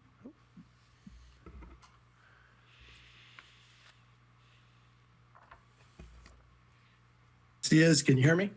Yes. Okay, so my question was this along the same line. So I'm assuming that this job description for the safety officer is going to be published so we can get the best candidate out there? So, The job description is basically within the ordinance that they just introduced tonight. yeah, I know, but I mean, how are we going to solicit candidates? Is it going to be published like on Well- Indeed or one of the social networks so that we can ensure that We'll we look at it. We'll get look it at out it. there with- to get the best candidate? We'll look at a recruitment process. Meaning what? So, for instance, in the past, I think we used an agency to help us find a candidate. We went down this path once before, didn't we, Randy? Yeah. I mean, there's a lot of different areas of expertise you can go to get recommendations. And have we started that process already? I have started that process as an individual with anticipation of this being looked at. If for some reason this ordinance does not get passed, I stop the process. What if we have, that we think that we have an interested party that could be qualified as a candidate? Who do we provide that name to? You could talk to me. Okay, perfect. Thank you. Thank you. Thank you, Megan. Anyone else at home or here in the courtroom?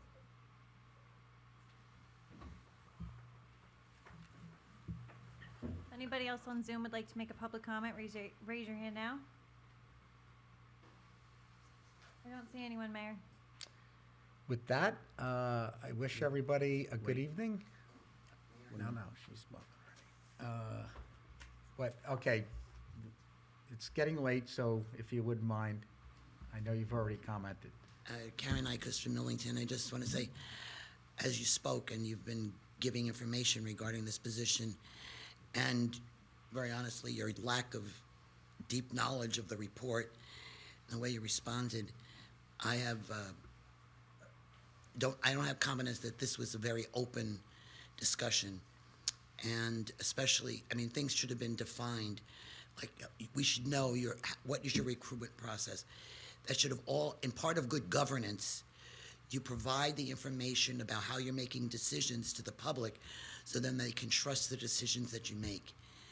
And I have to honestly say, I'll just speak for myself personally, I do not trust your decision-making with respect to this position.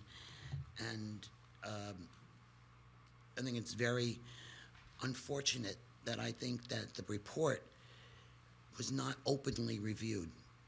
And I can base that on your comments and base that also on your lack of comments and information to us. Well, you have 3 weeks to read the report, so when you come back, you will have read the report. No, you don't. With respect to good governance, what should have been provided, if not the report, but at least a high-level information in some formal presentation to the public prior to the meeting so that they know the elements of what's going to be covered in the report, and they can ask questions then. Like you said, you had to wait for all the details and all. The more information you provide the public about your process and what you're doing leads to trust in what your decision-making is. Thank you for your comment. I don't know if Scott would like to respond. If not, No, I think we said enough. we've covered it. All right. So looking for a motion. Oh, no, Joe, what do you? Stay tuned. No, 14. See you then. Valentine's Day, baby. Bring some candy for me. Looking for a motion. So moved. To adjourn. There we go. We got Brendan. Who's second? Matt. Aye. Have a good evening, everyone. Thank you. You.